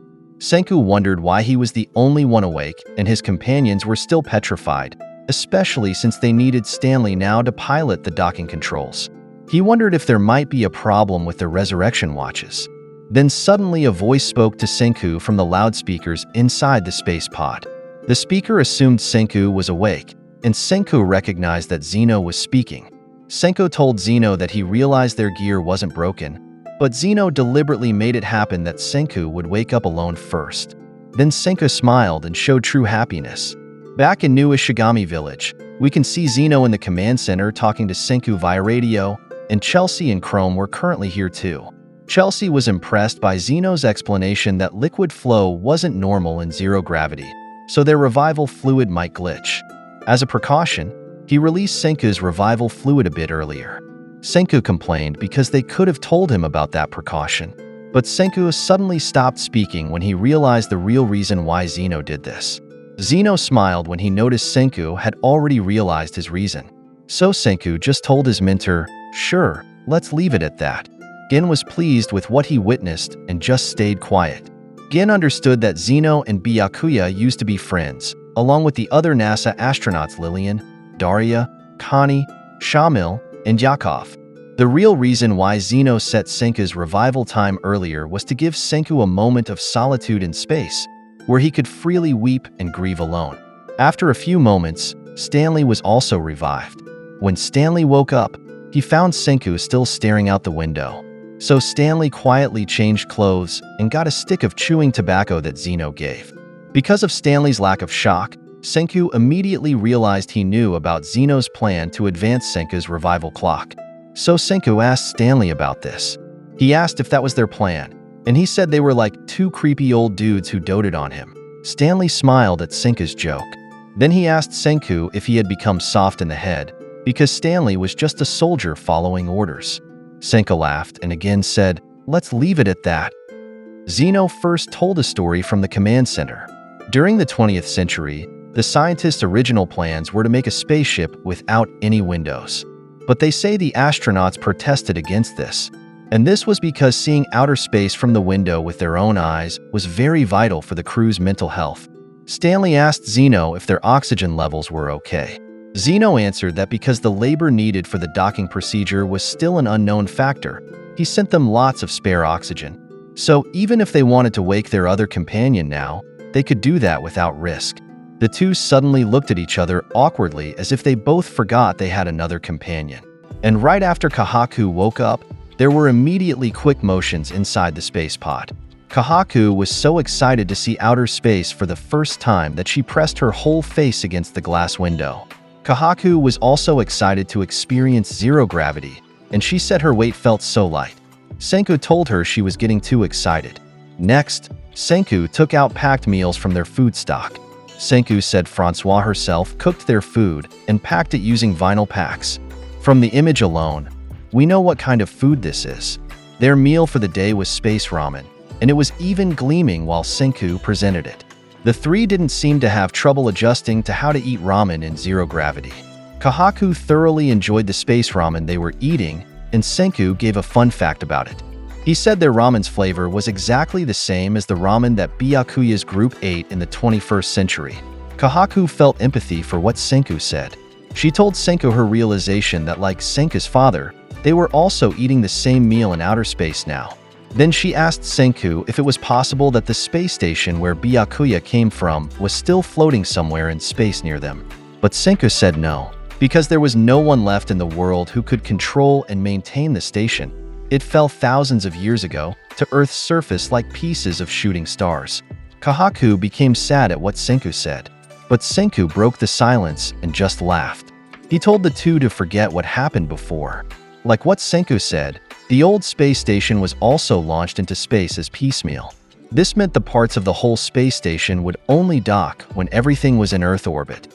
We can now see the second rocket ship that also successfully launched from Earth to a location near Senku. Chrome and Suika were operating this one. Senku explained that in this time, their creations would combine in space. Wonder and amazement could be seen on Kahaku's face, while intense determination could be seen on Senku and Stanley. While Senku was saying they were done blasting away from their tiny stone world and now they were going to a spacefaring civilization. And now, we can see that both pods A and B of Senku 11 have successfully combined and docked with each other. And this was thanks to Stanley and his super marksmanship and mad pilot skills, making the male and female ports connect perfectly. Kahaku congratulated Stanley in broken English, saying that even without up or down in space, Stanley still managed to connect the tips of the ships. Stanley answered that it was too early to celebrate because they only had 2 units out of 5. But even so, Senku still gave good news to Zeno. And because of the 10 billion% success of the first docking, their friends watching inside the command center also celebrated. Then Senku's face suddenly showed confusion, so Kahaku told him to show at least a little excitement. But Senku answered that wasn't the issue. He said they should expect a bigger reaction from their friends in the command center. Meanwhile, Taiju was so hyped up that bodily fluids squirted in his face as he celebrated. Senku's prediction about his friend was right. And when Zeno heard what Senku said, he looked behind him and saw that was exactly what Taiju was doing. Chrome wondered about what Senku said, so he asked him if he couldn't hear Taiju shouting. This was when Zeno realized they had a serious problem. Senku was also shocked when he realized he couldn't hear any comms from Earth on their radio. So while their space pod was drifting in space, Senku and Kahaku went out to continue their mission anyway. They disconnected the booster engine portion of the second unit so it could move itself away to give way for Unit 3. While Unit 3 was still far away, Kahaku already spotted it and said it would arrive quickly at their location. Stanley praised Kahaku about the info. He heard that she had 20 to 1.8 vision, which is miles better than 2020. Kahaku said they could count on her for anything they needed to find, even from the docking screen. After a while, the third unit got close to Senku's space pod. Kahaku had returned inside the space pod, and she opened the docking screen. But she was shocked to see it couldn't show a clear image and was almost just a black screen. Kahaku apologized to Senku because she thought she broke the screen with her strong grip, but Senku clarified she wasn't at fault. Senku knew somewhere inside their ship they were experiencing an electrical problem. But they needed to decide quickly what they should do, especially since the third unit was getting closer and closer to them. Even though they couldn't see half of the screen's whole image, they still needed to dock Unit 3 successfully. So Kahaku asked Stanley if he could do this using just his skills. But Stanley just stared at the ship's control joystick and suddenly grabbed it hard while saying, "Yeah, I can." And when the third unit touched the second unit, we could hear a satisfying kish sound. This was a major success. So just to make sure it was still properly docked, the three astronauts went out first to thoroughly inspect their spaceship. And when the three returned inside, they were happy with what they pulled off. Senku immediately tried to find the source of their electrical problem. Then he was surprised and worried when he saw it. He even laughed a little and cursed when he told the two he had found the problem's source. The two became nervous at what they heard. Then we can see a super thin, worm-shaped stone tangled within the circuitry of soldered resistors on a circuit board. Kahaku asked if this was a small stick, but Stanley noticed it looked like a stone fragment that came from a strand of human hair, and somehow it managed to squeeze itself inside the circuit board. Kahaku asked how a piece of petrified hair got here. Then she was suddenly shocked when she remembered Yo, who came in and bothered them earlier. The problem was he wasn't wearing an insulated suit. So a strand of hair from his head just suddenly fell and slipped into the circuit board. So when Senku activated the Petri beam before launch, the hair strand also turned to stone. Senku was under intense stress and said trial and error was how they made progress with science. So they should have moved immediately after being petrified, because the explanation for how something becomes problematic only comes after it shows itself. And while Senku was still speaking, the transistors being pinched by the stone hair strand suddenly broke and exploded. Because of this, the circuit board was completely burned. While the broken transistors were flying in the air, Kahaku noticed the image displayed on the docking screen had become completely pitch black. But they were running out of time because the fourth unit was arriving and had released its outer shell, ready to dock.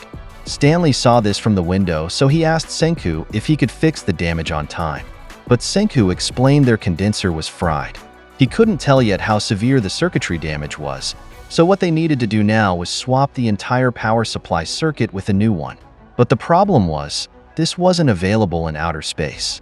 The fourth unit was just meters away from them, and they still couldn't do anything. Senku and Stanley were extremely worried because they still couldn't see any image from the docking screen. Then Kahaku stated the truth about their hopeless situation. No camera meant they needed to push through with the docking process without seeing anything. Then oxygen smoke suddenly came out from the fourth unit and its angle changed. Its path straightened by itself towards Senku's spaceship. Kahaku and Stanley were speechless when they saw this. Kahaku asked Stanley if her eyes were fooling her, because she seemed to see Unit 4 move by itself without a pilot. Stanley answered that Kahaku saw correctly. So according to Stanley, this meant someone might have hitched a ride on Unit 4. Senku explained that Unit 4 was their actual lunar lander unit, so it was big and someone could possibly fit themselves inside. Kahaku asked who among their friends would be reckless enough to do that. But Senku just smiled because he was 10 billion% sure that he knew only one person from the stone world who had the courage to do that. And this was none other than Ryusui. He laughed loudly in excitement and uttered the words, "Spaceborne at last. Outer space is mine, all mine."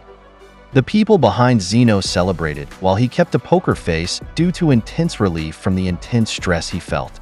Senku, Kahaku, and Stanley's spirits were lifted when they learned their situation wasn't hopeless anymore. Sai was amazed at his brother's first words in space because this was what he expected. His brother hadn't changed.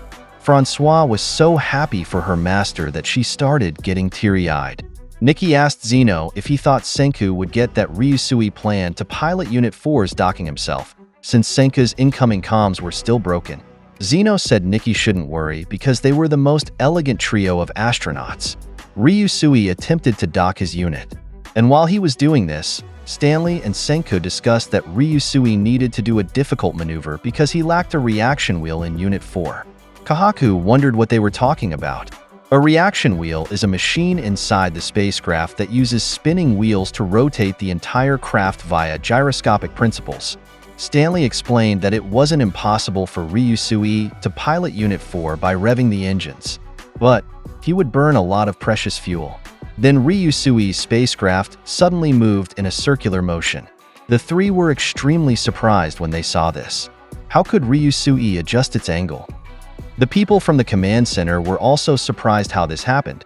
So Chrome asked Zeno if he had quickly made a control unit for Unit 4 earlier. But Zeno said that was impossible even for him. Both Zeno's group and Senku's group were wondering how Ryusui could control the craft without using a reaction wheel. When we look inside, we can see that Ryusui himself was quickly spinning inside Unit 4, and his physical motion's momentum was making the spacecraft rotate.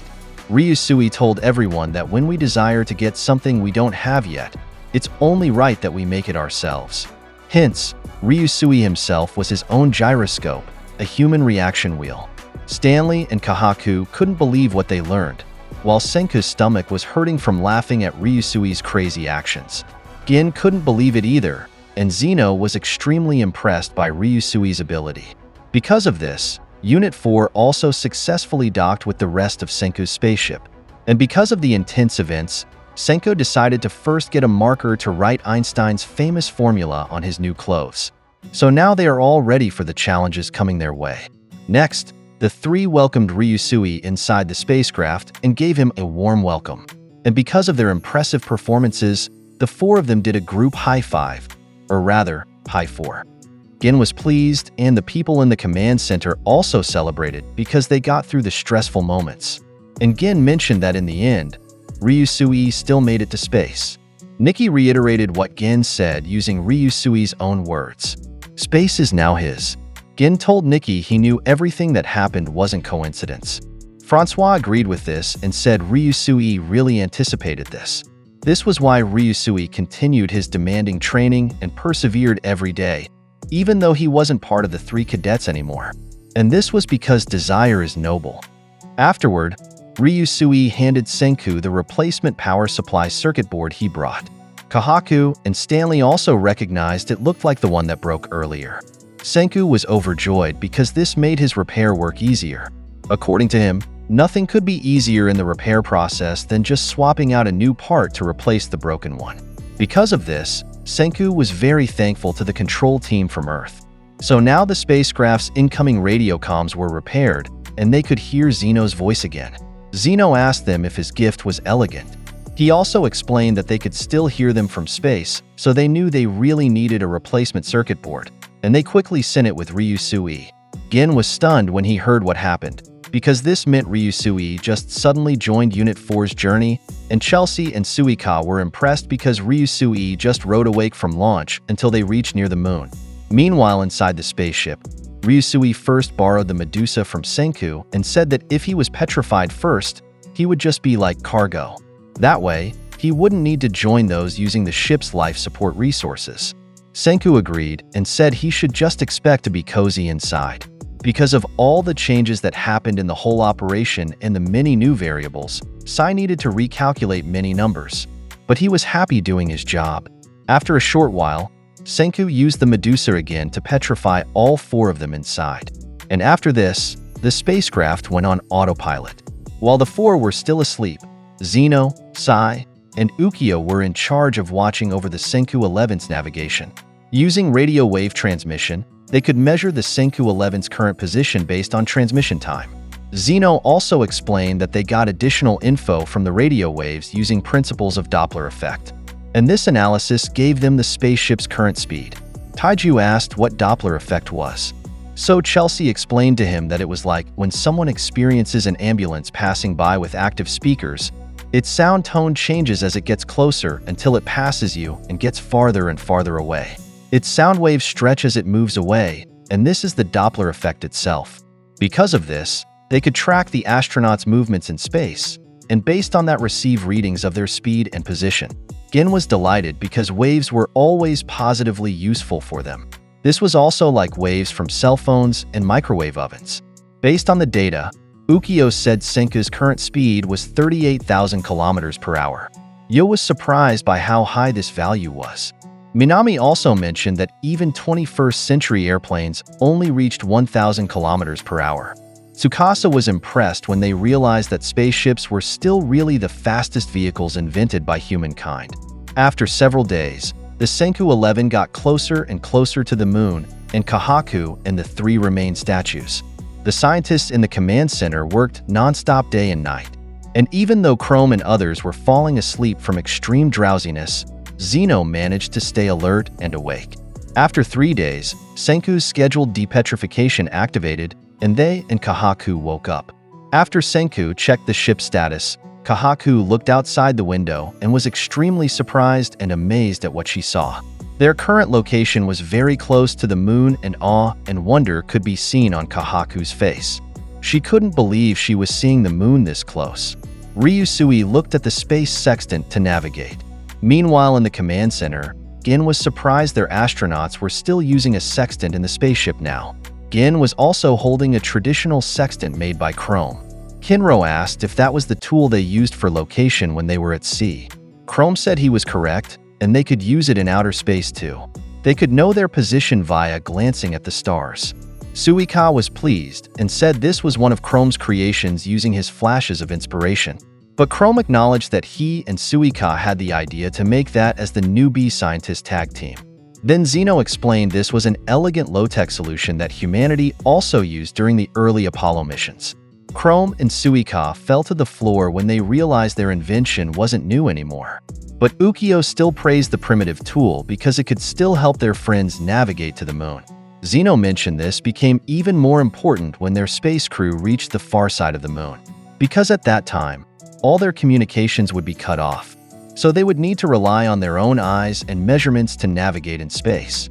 After the spaceship orbited to the far side of the moon area, Kahaku noticed it was very bumpy and lumpy.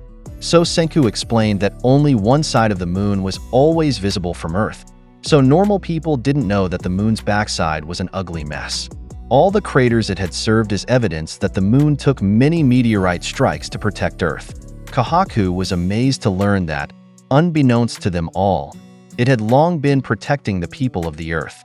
Ryusui spoke about their mission, regarding which of them four would step foot on this guardian deity. According to Ryusui, in case they had problems with the trip and it became a risky mission, only 3 of them should be sent to the lunar lander. Senku presented himself to stay in the command module as the science guy, but Ryusui rejected this. He claimed the command module, and the 3 were surprised and impressed by Ryusui's authoritative display. He explained that because Senku represented all the scientists of their new world, he should be one of those who would walk on the moon. Zeno and all other scientists in the command center were also surprised by Ryusui's inspirational words. Senku just looked down contemplating while Kahaku shyly asked Ryusui if he was sure about his decision. Wasn't it his desire to have the honor of walking on the moon? But Ryusui just laughed and said he was a captain, first and foremost. He said 3 should go down to the moon, and only 1 should stay to steer the ship. He added that it was true he wanted to play every role, but when he needed to choose, he would choose the most exclusive trophy. After this, Senku and Ryusui just looked at each other because they both understood that Ryusui really deliberately chose to stay on the ship. And this was the same reason why he relinquished his position to Stanley in the first place. So Senku just said again, "Sure, let's leave it at that." And the 3 continued to put on spacesuits and transfer to the lunar lander. Next, the lunar lander unit also detached from the spaceship and released its forelegs. It hovered down to the moon's surface using the moon's weak gravity, and after a while, it released a little oxygen boosters to adjust speed and trajectory. Gin told everyone that the whole world was watching and listening to the moon mission events. So he asked Senku if he had any first words to give for their moon landing. We can see that what Gin said was true because all people of all ages all over the world were excitedly watching. Then Taiju suddenly shouted because he had an idea, from his flashes of inspiration, about what Senku should say as first words. "That's one small step for man, one giant leap for mankind." Chrome and other Ishigami villagers were extremely amazed by how beautiful Taiju's words were.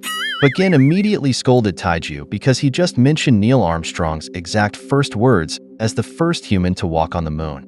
Taiju got a headache when he realized that was why those words were already in his mind. So he apologized too. Chrome, Maz, and Sai gave successive suggestions based on their unique personalities. Chrome said, "The moon's bad." Kurisame was irritated at Ma's suggestion that was about cute girlfriends again, and Sai still had video games in mind, so his suggested phrase was, "Achievement unlocked." First moon landing. Ukyo commented that what they were doing suddenly became an improv.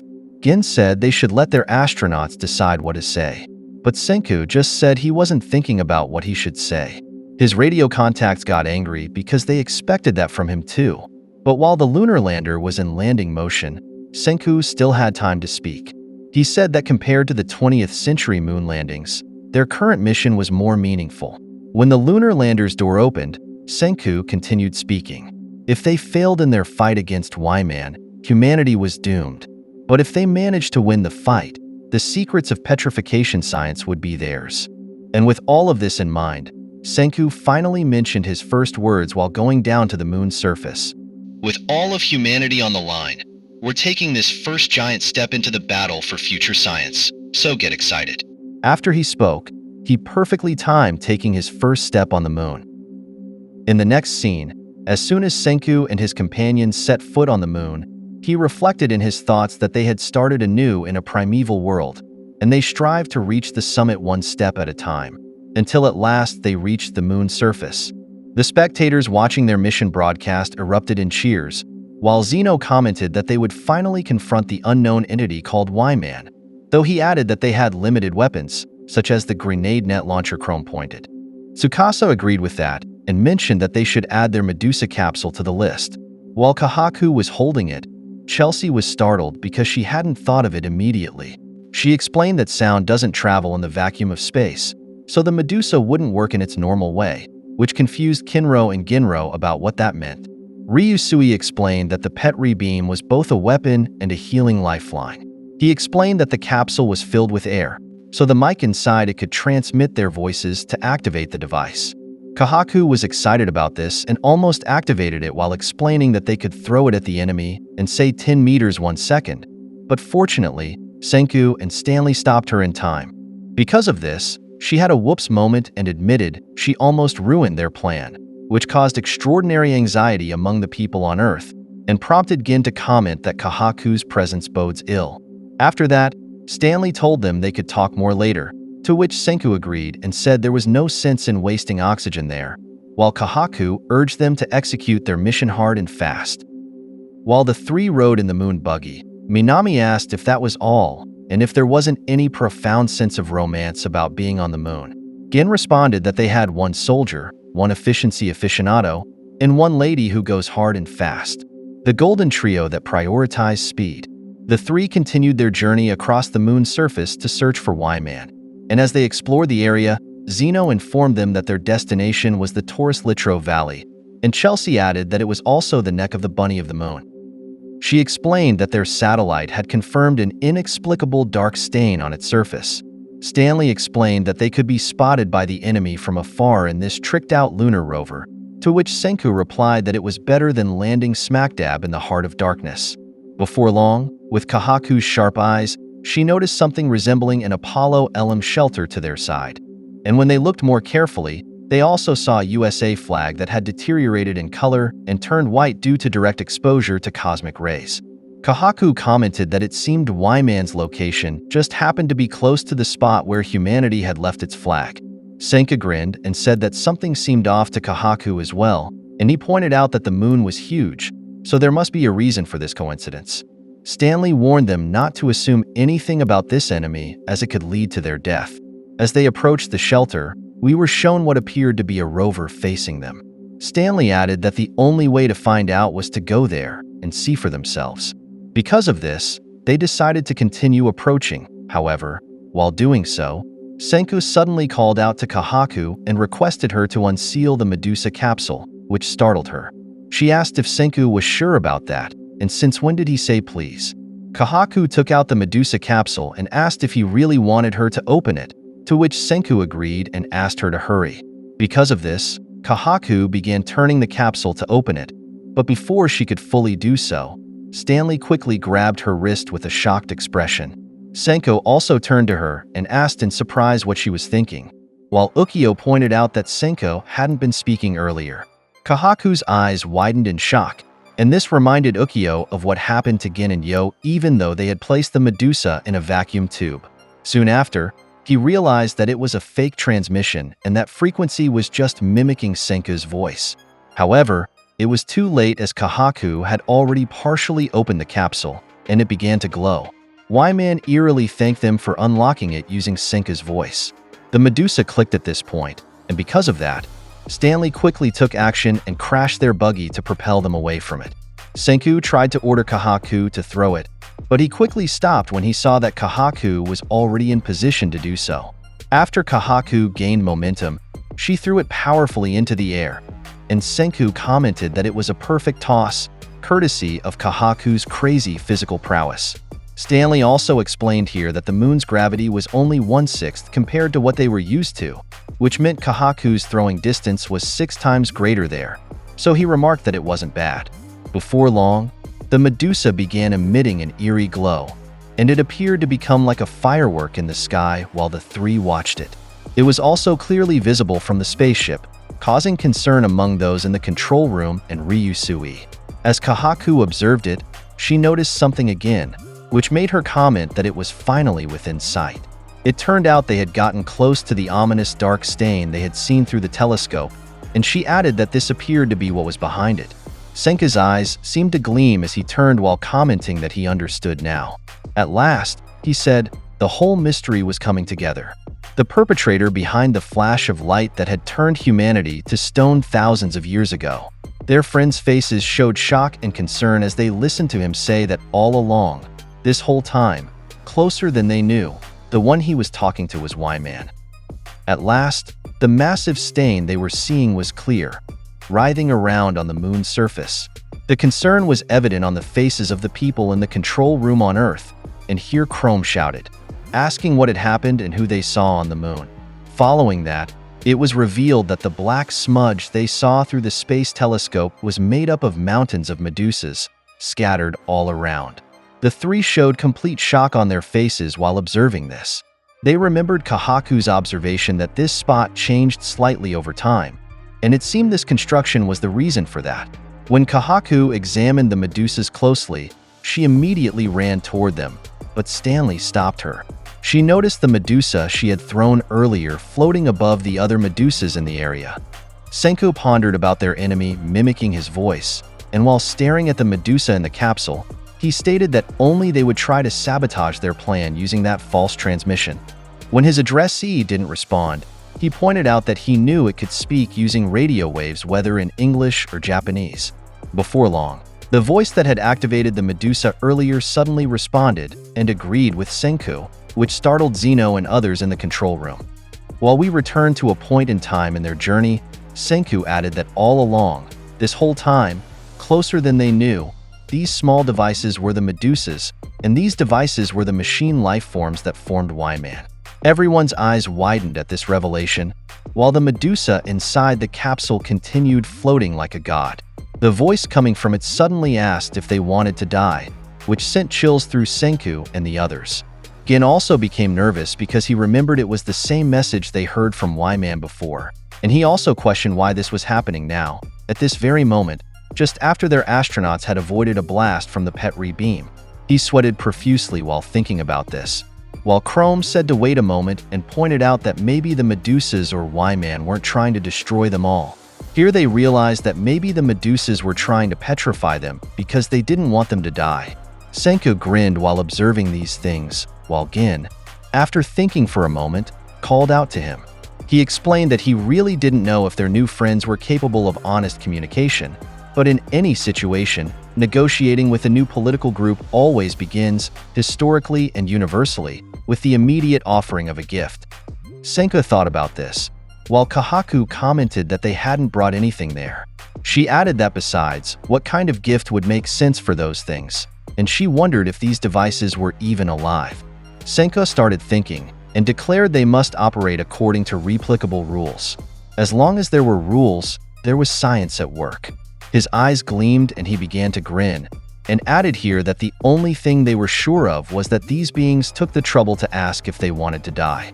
After we were briefly shown Joel and Kaseki studying the diamond inside the Medusas, Senku realized that those things, like any other organism, considered living and surviving extremely important. After that, he called to the Medusas as Y-Man and said that might not be their name, but asked if it was okay to call them that. At their current level of science, he apologized that they couldn't make more like them, but they could replenish their life force by providing new diamond batteries. One step at a time, the science of humanity had surpassed milestones and reached at least this far. Y-Man seemed to be listening to him, and he pointed out that this was their gift to them. Gin was pleased when he heard this and told Senku to now proceed slowly with what he would say next and keep it polite. However, when Senku stated their desired exchange of Y-Man stopping the emission of Petri beams whenever they had the chance, he delivered it with a shouting and angry tone, with a matching call to Y-Man as jerkwads, which left Gin speechless and nearly crying as he mentioned Senku was too candid. Y-Man suddenly asked why, and emitted a clicking sound indicating the activation of the Petri beam. So Stanley quickly tried to raise their grenade net launcher. However, Y-Man spoke and kindly told him to stop that and asked them not to move for a moment. Because of this, Stanley stopped and stared at them. While observing them, he thought that Y-Man wasn't a single entity nor a monolith acting in unison. Senku told them that he had no data to use here except intuition, but believed they would like to have maintenance. The Petri beam, he explained, served that purpose. Zeno's eyes suddenly widened while Senku was talking to Y-Man, and here he realized something. The true identity of Y-Man was the Medusa devices themselves. He explained that petrification offered everlasting life, and by dangling that reward, they encouraged intelligent life to better themselves and progress toward advancement. Here he stated that in fact, the Medusas were mechanical parasites. Zeno's face was filled with enlightenment upon learning this revelation, and he remarked that these were truly elegant organisms. Y-Man responded that his statement was accurate, and now, it said it would reveal the complete information about their petrification thousands of years ago. In the next scene, it was explained to us that Y-Man was searching for intelligent organisms to parasitize. Their search method was simple. Electromagnetic waves were unavoidable for an advanced civilization.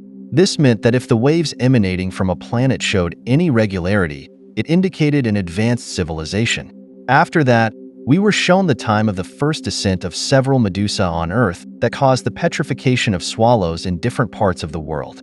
We then returned to the present where Senku and Y-Man were still conversing.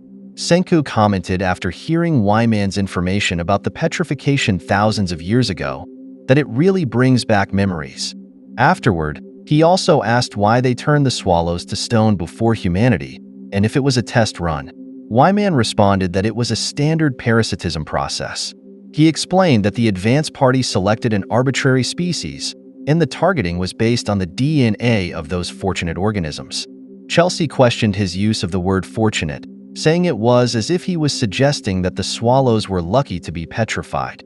Gin also commented that he believed the Medusa implied that turning to stone and enjoying a permanent, deathless existence was a cause for celebration. That was his opinion. Next, as we return to a point in time when the world was just beginning to have sightings of petrified swallows, it was explained here that the petrification waves, which trigger an elemental phase change, appear as light on the visible spectrum only to the chosen targets. The most intelligent species on this planet was the one that recognized that petrification granted eternal life. The same species that immediately began discussing the matter via electromagnetic waves. Humanity, the optimal target for the main force to parasitize. During these times, when Y-Man realized this was when they began enveloping humanity with Petri beams from the Medusa, which caused their transformation into stones. It was added here that the stone was made to be easier to undo when more brain power was used and maximized. And it was also noted here that an external corrosion agent could speed up the removal process. Next, it was explained that those individuals would then no longer be able to resist the allure of eternal life. Instead, they would cultivate the parasitic Y-Man in perpetuity. Afterward, we returned to the time when Y-Man sent a massive Petri beam that covered the entire world, which was witnessed by the astronauts, who decided to return to Earth and restart humanity's development. After about 3,000 years, there was a small village on Treasure Island. It was explained here that the people there produced electromagnetic waves through frequent polishing of ores. Normally, this would have been too minor to detect, but unknown to them, their hair accessories served as dipole antennae, which amplified their emitted waves. Because of this, their waves reached the moon, which Y-Man detected. They immediately wondered if these were revived individuals or survivors who weren't petrified. In response, countless Medusa descended again towards this village. The explanation continued, and here it was stated that to properly parasitize humanity, humans needed to be taught how to activate the waves that would petrify their own kind. Y-Man communicated via radio waves, so the same dipole antennae that emitted weak signals could receive messages at the same frequency. When one of the villagers picked up one of the Y-Man, she heard a voice, which made her think it might have come from the gods. This woman repeated the phrases she heard about 1 meter 1 second, which triggered the Petri beam and caused her petrification. After that, this was when other people started using Y-Man for evil purposes, and we can see here that this was during Matsukaze's time. Returning to the present, Gin nervously thought that most likely, these beings had no concept of negotiation. He saw eternal life only as an irresistible offer, which made him comment that their situation was looking dire. Afterward, it was stated here that these devices began to have doubts. Despite eternal life, the beings remained petrified, never dying, but taking no further action. Following this, we revisited Senku's first revival in the New Stone world, how he strived to gradually raise humanity again and the trials he experienced. And we were also shown here how Zeno started his own kingdom of science with his team. After that, we moved to the point where Ibarra used this device for evil, and it was explained here that humanity showed no inclination toward cultivating the devices. Far from being able to produce more Medusa, humanity could not even replace their batteries. Because of this, the Y-Man thought that humanity lacked the necessary intelligence, or perhaps they were an incorrect species to parasitize. They only emitted minor electromagnetic waves, so the devices also thought they might just be an inferior species.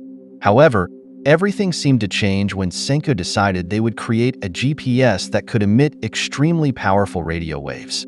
When Senku and his team completed their GPS, they immediately caught the attention of the Y-Man on the moon. They commented that humanity was capable of producing strong electromagnetic waves after all. They apparently didn't lack intelligence. So why weren't they pursuing eternal life?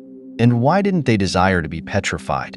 After that, we went to the time when Senku and his team were riding their speedboat to test their GPS, and this was the instance when they first heard Y-Man's repetitive why. Senku responded there and grinning. He said that he's been dying to meet it, and this day marked the opening of humanity's negotiations with Y-Man. In the next scene, it was explained here that all life must inevitably face death, and the Y-Men were no exception to this. For these petrification devices, oxygen was poisonous as their mechanical guts eventually oxidize, or in simpler terms, they rust. We were shown here briefly the gradual changes in the world as time passed, and Y-Man commented here that these lives have now faded, after which we were shown again the pyramid made of non-functioning Y-Men that Senku and his team had seen before. While on the moon, Y-Man stated here that death was, above all else, repulsive and terrifying, and the ultimate goal of all life was to survive. The Petri beam continued to spread across the world here, while Y-Man added that petrification gave humanity an eternal escape from death's grip, and they expected nothing could be more wonderful than that. However, they still rejected the stone, so he wondered perplexedly why. After that, we returned to the point in time of Y-Man's first communication with Senku and his team, and here it's reiterated that the parasites offered the enticing allure of eternal life. For the Y-Men, there was no concept of negotiation, but they could employ logic. When Y-Man made contact with Senku and his team during these times, he noticed that this particular population seemed unaware of their existence. In their last battle with Ibarra, when Senku used the Medusa with his voice to petrify Ibarra, it caught the attention of the Y-Men, and they were surprised that the petrifying wave was voice-activated via radio waves. Here they realized that if that was the case, they would employ the same method, at the same frequency, with the same voice. Once the planet of humanity was enveloped, they would know the glory of petrification. When they realized this, they tried to petrify the world again, where Ukyo was shocked when it used Senku's voice, and here he also noticed it was a synthetic voice. Using the same radio waves, the Kingdom of Science used this to prevent Xeno's side from defeating them. Because of that, the Petri beam encircled the entire world again, which gave great relief to the Y-Men. They thought they had succeeded. The most intelligent life form on the planet had finally understood the glory of petrification. After that, Suika's revival occurred, which after 7 years also led to the revival of the Kingdom of Science.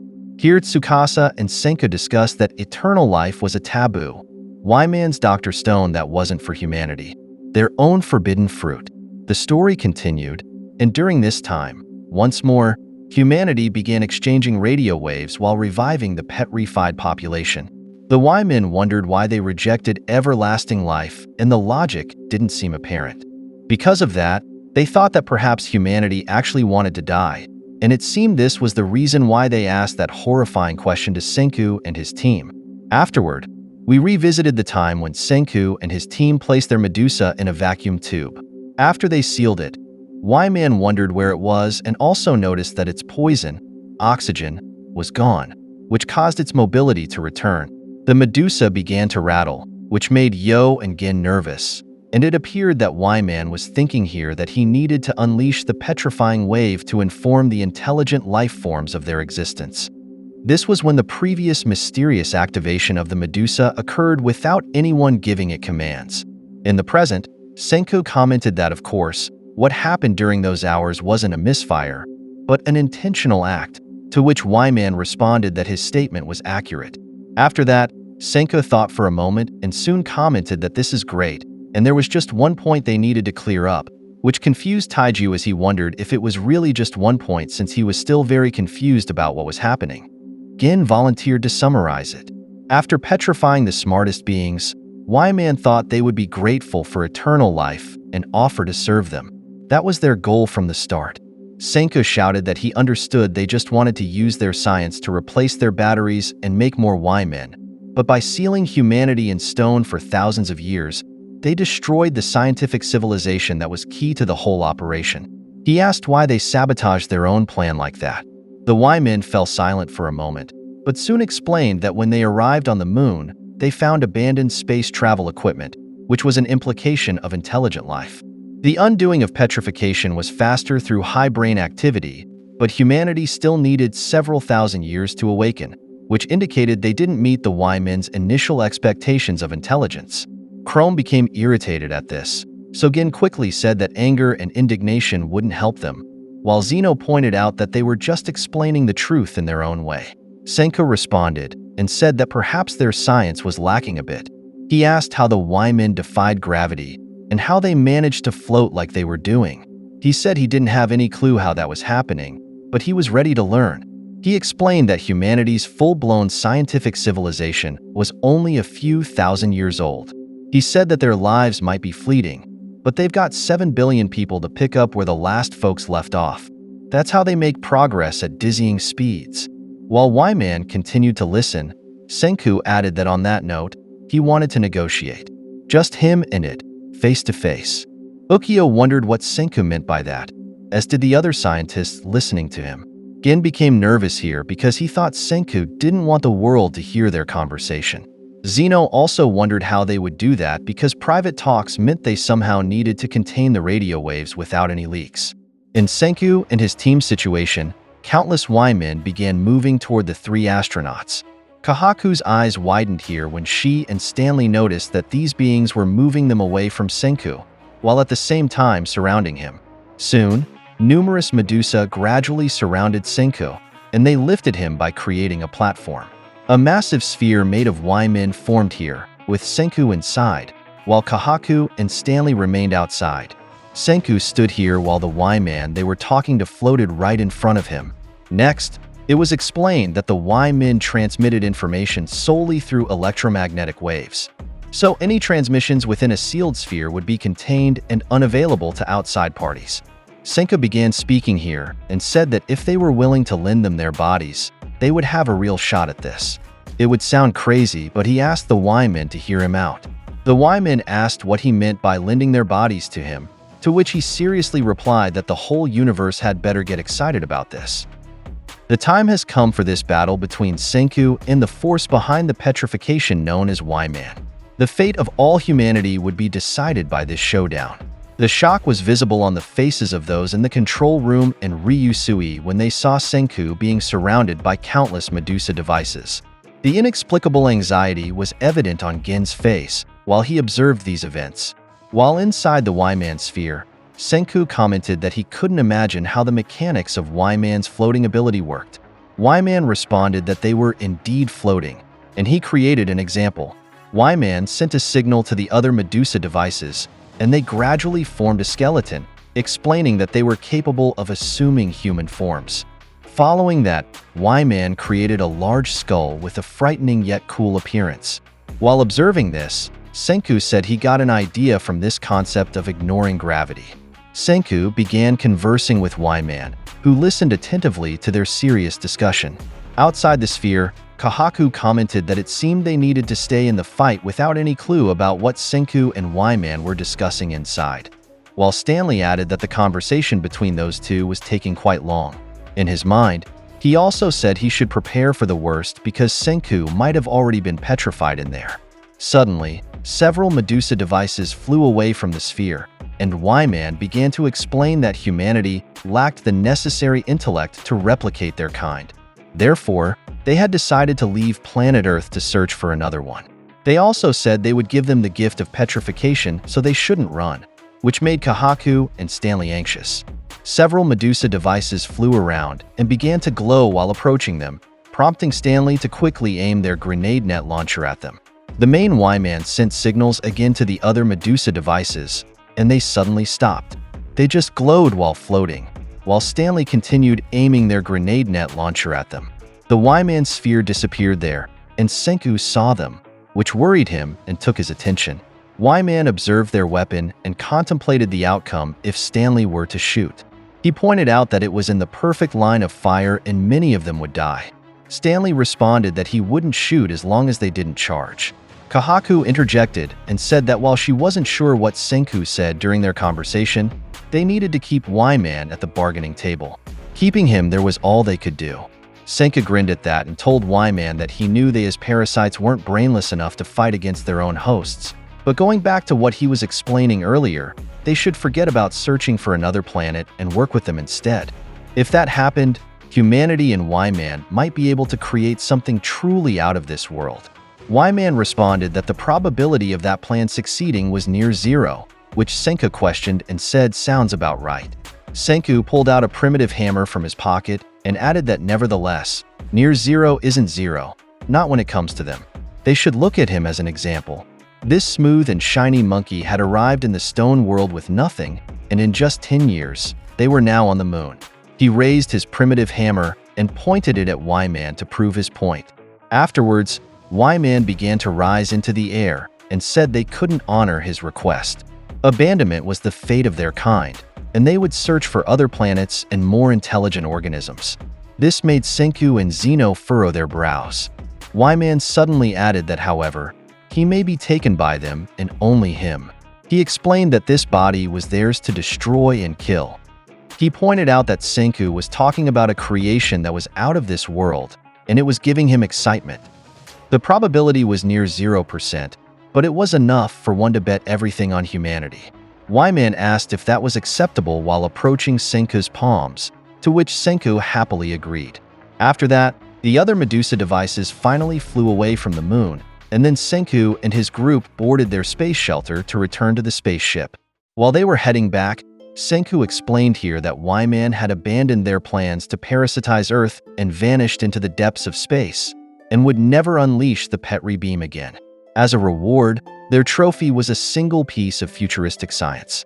Ryusui immediately high-fived Senku when they returned to the spaceship, while their friends in the control room also cheered. After that, a space pod detached, and they bid farewell to the spaceship. Kahaku commented that it seemed they had it backwards because if the capsule was turned into a vacuum, Y-Man could remain conscious and float around, to which Y-Man agreed. Afterwards, Kahaku shouted to wait and asked that wasn't he a mechanical parasite, and if so, who created him and where did he come from? Y-Man answered that it was unknown, which silenced Kahaku. Y-Man then asked if humanity could comprehend who or what created them, and if they possessed complete knowledge of their origin. Ryusui commented that it was a clever comeback. Kahaku, meanwhile, thought that it really was a total mystery. What indeed was life as they knew it? Y-Man explained that survival was the primary objective of all life forms.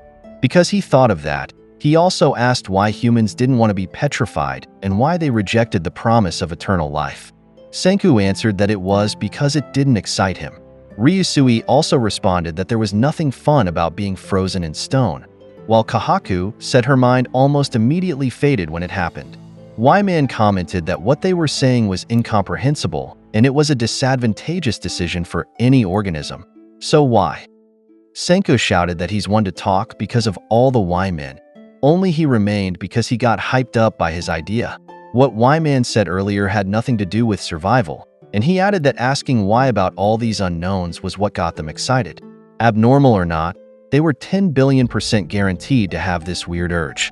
He also explained that their science advanced one painstaking, steady step at a time, over the eras before their time and throughout the ages to come.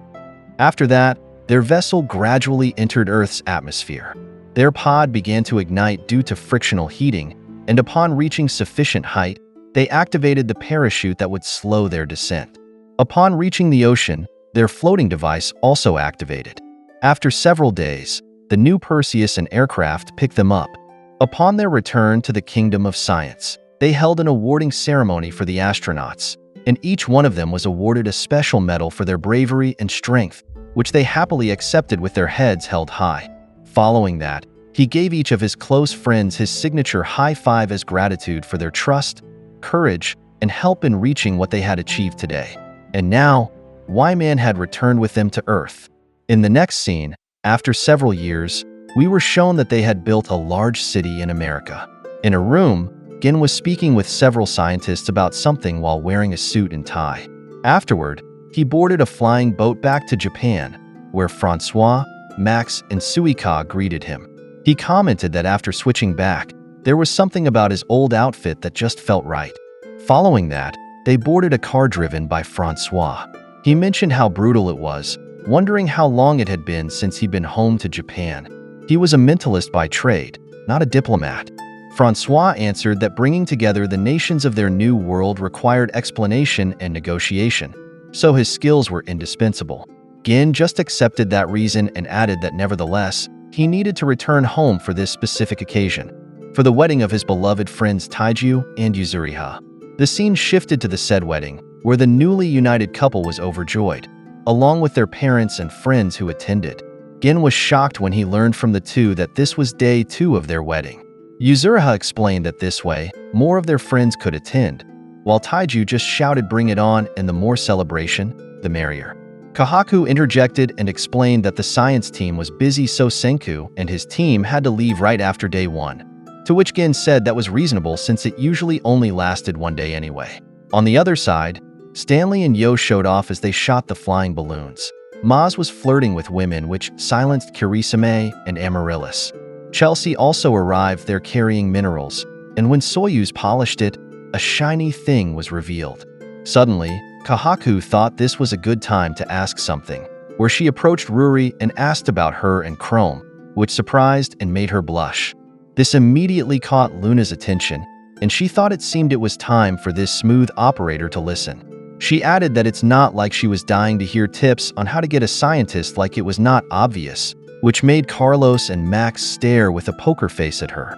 Ruri began explaining how their conversation happened earlier, and we see here that while she and Chrome were at the table, he called her and straight to the point said that when this bad science project of his and his companions was finished, they should get married, which greatly surprised her, and she just agreed while blushing. She cried while explaining this to Kahaku, which silenced her and the gossipy Luna, who thought she hadn't gotten any helpful role models here. Gin questioned what Chrome said about the bad science project to Tsukasa, and he agreed that what he heard was correct.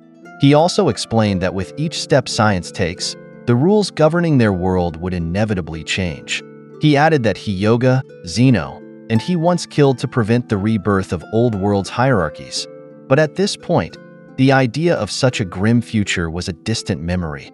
Hyoga, who was beside him, spoke that regardless, once law and order were established in the new world, there was a high chance they would be judged and condemned, where Ukio grinned at them and said everything depended on the success of the science team. In fact, there were other possibilities that I don't know because he didn't continue. Next, we went to the situation of the newlyweds with their friends, and here Taiju was running quickly to Senku to give him cake because he had been busy all night, where Gin made a side comment about how novel the newlyweds' courtesy was. Soon, they approached where Senku was, but when Gin got close, to his great surprise, a woman who just had similar hair to him greeted him, which made him shout asking who this was. This woman explained that each nation had sent scientists to join the team and study the petrification devices, while Gin commented in his mind that they had mistaken their identity there. While the scientists observed the broken-apart Y-Man, a scientist here said to remember that a type of pool called the Higgs field gives mass to fundamental matter particles, while the woman who looked like Senku added that the petrification device was capable of altering the water pressure in said pool. Another woman with black hair said that by reducing its mass or weight to zero, it could fly, and another elderly person added that petrification was the phenomenon where organic molecules gained increased resistance via the Higgs field. While these people were talking, Gin was speechless and commented that now he understood that Senku's Spartan lectures were actually on the easy side. When he looked at the Medusa, he also commented that this must be the Y-Man that Senku and his team brought from the moon and that it had been broken down for study.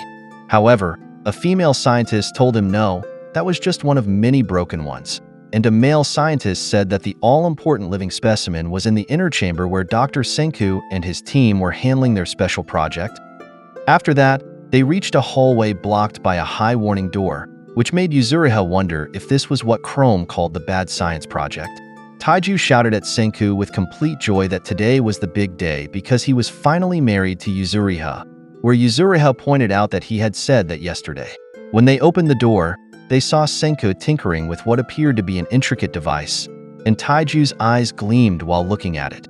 Senku commented there that this was very interesting and that from all his cheering from the science lab, his vocal cords were about to snap.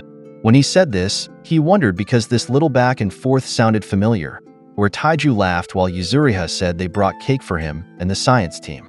The giant thing in front of them immediately caught Gin's attention, and he stutteringly asked if this whatever it is fantastic machine was the bad science project. Chrome and Suika answered yes and said they were doing something amazing there, while Kaseki told him doesn't it look slick and they had started it from the very structure. Y-Man suddenly commented that returning to the past to stop the incursion upon their Earth would avert many deaths of his kind. Gin was shocked when he heard the word past, and he couldn't believe what he was thinking and what that meant.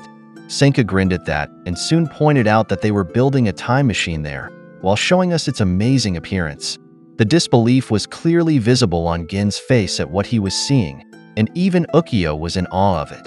With tears in his eyes, he commented that 21st century logic said it couldn't be done, but perhaps now their grand goal could be realized. Just like shooting the Petri beam into the past, to petrify victims before they even met their fates. Maybe they could save all 7 billion members of humanity through this. While Senku remembered Byakuya and the other astronauts, his face seemed to fill with eagerness to accomplish this science project. Gin was still in awe while listening, while Zeno explained that, or perhaps, instead they had thought about transmitting data into the past to give humanity an artificial intelligence savior. Ryusui interjected and said he desired whatever science they could think of. He added that people mocked every impossible dream and asked if he was right that they've overcome every challenge. After that, they showed us the roadmap of their time machine project. I'll just show it to you bit by bit because there's so much of it. You can just look at it yourselves. Gin began to cry and said he believed Senku could do it. Or rather, humanity really could do this. One painstaking step at a time, they would build a time machine. Over decades, centuries, and even if it took millennia. Senku agreed and said that was because science pierces across time itself to discover and unearth new rules about their universe. After that, he added that so all he could say to that was for them to get excited.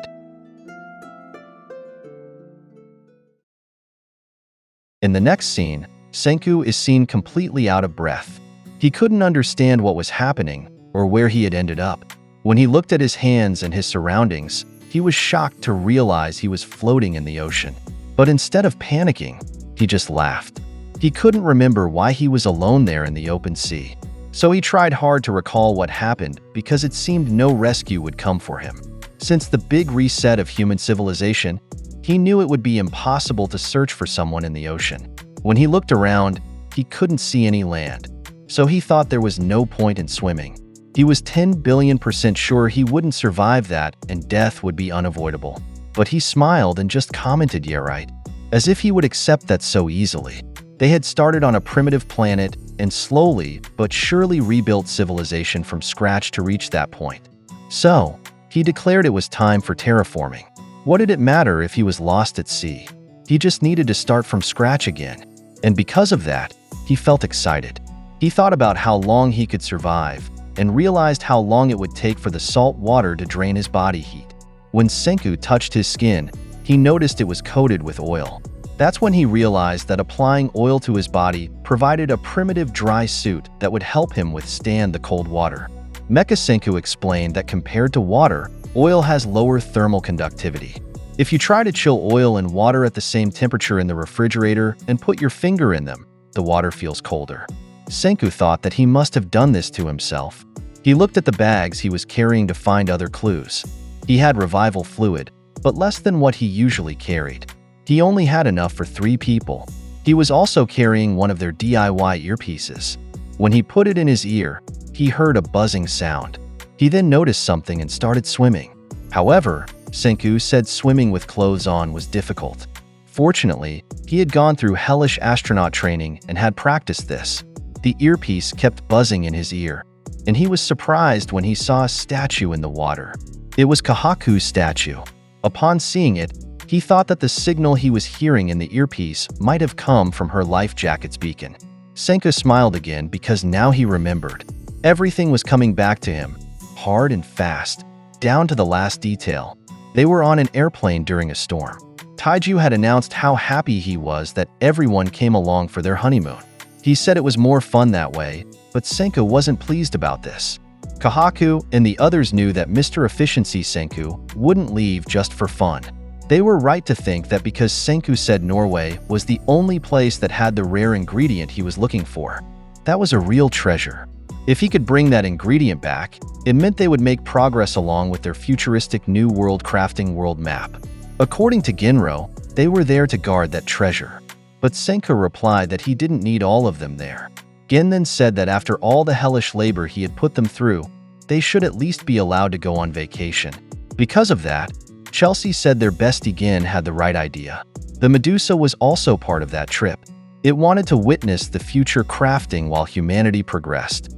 Chrome agreed and said he couldn't wait to see all the science they would do. However, while they were traveling, something strange happened to their aircraft. Chrome wondered if it was icy blue fire. Their engine exploded, causing Ryu Sui to struggle with controlling it. As a result, their airplane went into a nosedive. Because of this, chaos erupted inside, and the Medusa was knocked out of its container. When Senku asked what happened, Ryusui said he wasn't sure. Something had caused their main engine to explode, making it stop. The airplane was spinning downward, so Senku was curious if they could still fix it. Ryusui replied that they couldn't anymore. Everyone became worried when they heard they were going to die. As usual, Senku wasn't rattled by this and didn't accept it. Even Ryusui just smiled as they were descending toward the water. They exited the aircraft and dove into the water together. Taiju caught the Medusa. Ryusui was overjoyed because he had never skydived without a parachute before. So I couldn't believe he was still enjoying himself in that situation. Kahaku shouted and ordered everyone to take their protective positions. Then, Taiju commanded the Medusa 500 meters, 1 second. Because of this, they were all petrified before hitting the water. The storm was so strong that their stone statues were carried away by the water. Coincidentally, a jar of revival fluid broke right on Senku's head, which revived him. However, his head hit a tree trunk, causing him to feel dizzy. Meanwhile, some noticed that their aircraft had disappeared from the radar. It was the scientists, and according to them, rescue would be impossible in this situation.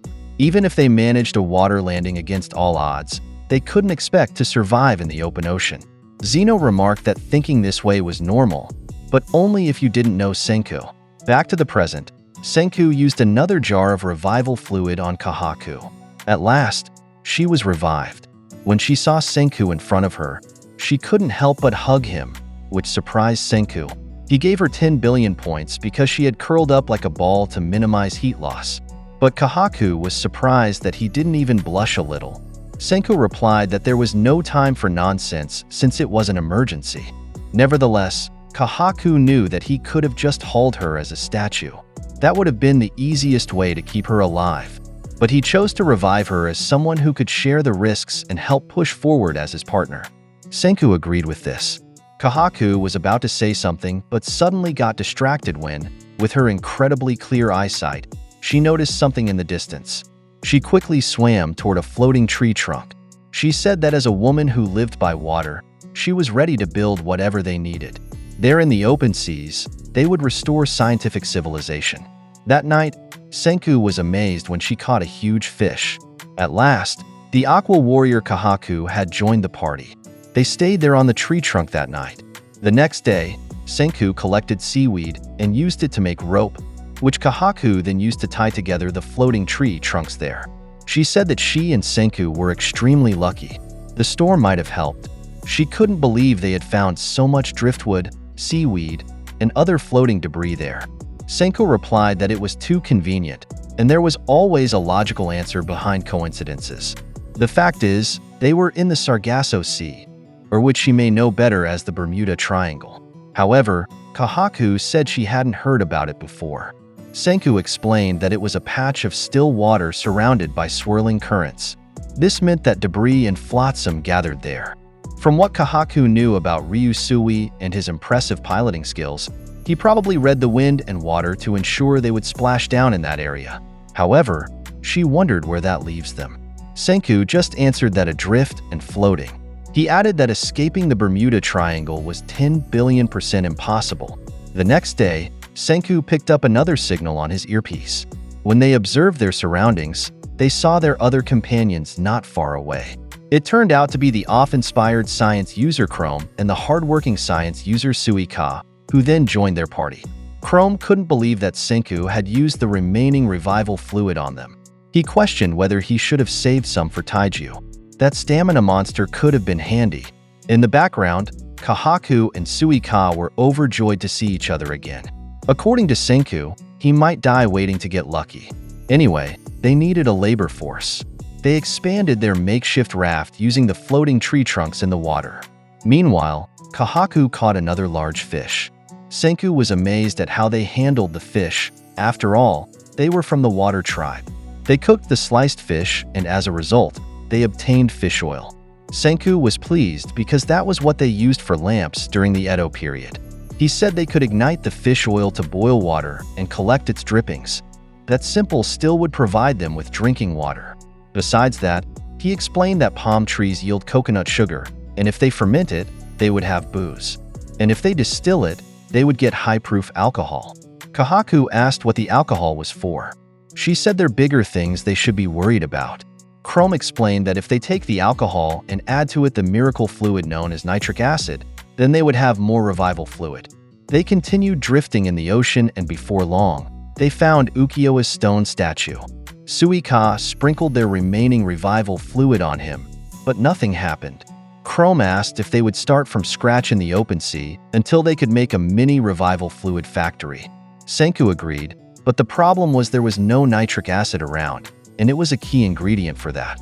So, all they could do for now was restore civilization one painstaking step at a time. It rained again, and Kahaku asked why they couldn't just make that life-giving acid.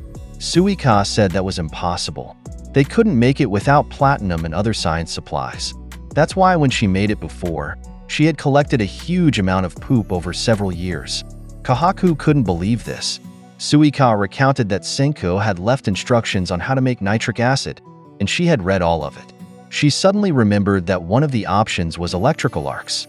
She mentioned this to Senku and reminded him of the method that uses a big, powerful zap of electricity. Senku knew about that, but too bad they didn't have a massive power plant there. Suika felt disappointed. saying if only they could use the continual current from the lightning there. Chrome thought about it and said that when their airplane crashed, there was also a storm like this, and the lightning seemed to flow at that time. At that moment, it looked like icy blue fire. Because of what Chrome said, Senku seemed to get an idea. He praised Chrome and Suika, saying they never let him down. It goes to show what a trio of science users can do. At last, he understood why their airplane fell from the sky. But this time, they would harness that nasty force of nature using science. He stood up and pointed his finger upward and it glowed. Senku had his game face on for this challenge. They asked if they were going to use the icy blue fire. Chrome couldn't believe that what he saw on the plane would help them. Senku called it St. Elmo's fire. He explained it was an eerie phenomenon that causes ship tips to glow. Some people think it's a miracle given by St. Elmo, the saint of sailors. But in truth, it's like reverse lightning that happens directly under thunderclouds. In flat and empty open waters, it easily triggers on tall and pointed objects. When enough static electricity builds up, it looks like fire leaping from the tallest point into the air. The tips of Senku's hair suddenly glowed, and they said Senku was part of it now because of his spiky hair. After that realization, they gathered another floating tree trunk from the water and mounted it on their raft. They were amazed when its tips started glowing. The next day, Senku and Kahaku dove underwater. While Kahaku was catching crabs, the two noticed something. It was the corned beef can they had made. Kahaku punctured it with a knife, and Suika was delighted to see the cotton candy machine, remembering the good times from before. Using the materials they had, the four collaborated on their next project. Kahaku blew air into a pipe connected to the tree's tip. Senku explained that the super high-voltage discharge produces nitrogen dioxide in that pocket of air. We then see how they used St. Elmo's fire, glass wool they made using the cotton candy machine, and water. Senku said that when they dissolve it in water, they would get nitric acid, their miracle fluid. As a result, they made revival fluid which they used on Ukyo. At last, their sonar man joined their party. Using the earpiece and his impressive hearing, he pointed out where their other companions were. Next, they revived and found history's strongest primate high schooler, Tsukasa. He was so strong that he managed to catch a whale in the water. The next to join them were the gregarious geographer Chelsea and the meek mathematician Sai. The two created a map, while Sai did the math for it. At last, they found another companion in the ocean. It was Ryusui. He was overjoyed and said the ocean was his to command. Senku asked him if once they found a sail, could he take them home. Ryusui asked who did Senku think he was talking to. Next, they revived Gin. Upon returning, he asked how they would make one. He was nervous because there was nothing there they could use to craft a giant sail with. However, Senku showed him a fish skin. While they were working, Senku explained that in the past, the Ainu people made fish skin clothing called sepuar. Gin couldn't believe it was going to be hellish labor again. Now, Kahaku understood why they needed a big labor force. The group was also joined by the married couple Taiju and Yuzuriha, as well as the siblings Ginro and Kinro. Yuzuriha showed a different level of dedication in sewing the fish skin to make their cloth. Everyone was amazed by her extraordinary sewing capability. Because of this, their improvised boat kept improving. It even got an extension on the other side.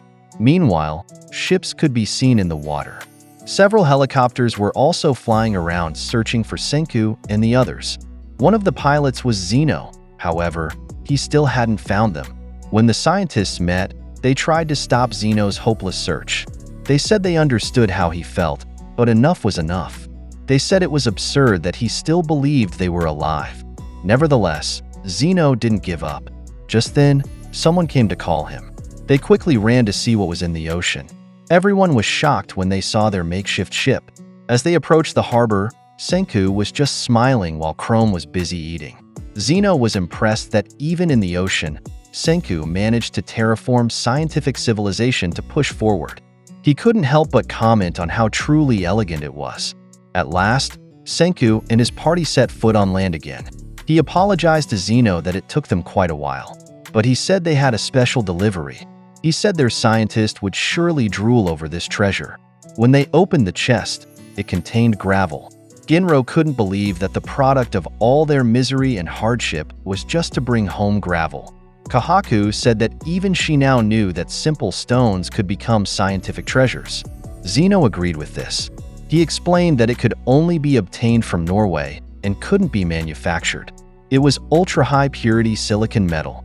Now, Senka said, they could move along their time machine's futuristic roadmap and create semiconductors. Kahaku was impressed, first with St. Elmo's fire, and now this. She said science users utilize everything Earth offers and turn them into weapons of progress. Zeno asked if it was just Earth, because in his opinion, they weren't acknowledging that limitation. Senku added that they were there to save every person remaining. And to make a time machine that could do that, Earth's resources alone weren't enough. They didn't have helium-3 there, for one. Gin couldn't believe when he heard this and asked what it meant. Senku said that with their semiconductors, it would be a scientific crafting bonanza, because their next mission involves terraforming other planets to construct cities in space. Everyone's eyes widened when they learned of this plan. Zeno added that they would surpass what the 21st century achieved and called it an elegant future. He said it was the dawn of cosmic pioneering. Of course, Ryusui said he desired all of that. After humanity's 200 million years of science, everything was crafting material. The very planets of the universe and giant rocks would help save humanity. In short, they were all a bunch of Dr. Stones. The science users were fired up to make it happen. They went straight to creating a roadmap for the space cities they would build. So, Senka said, it was time to get excited.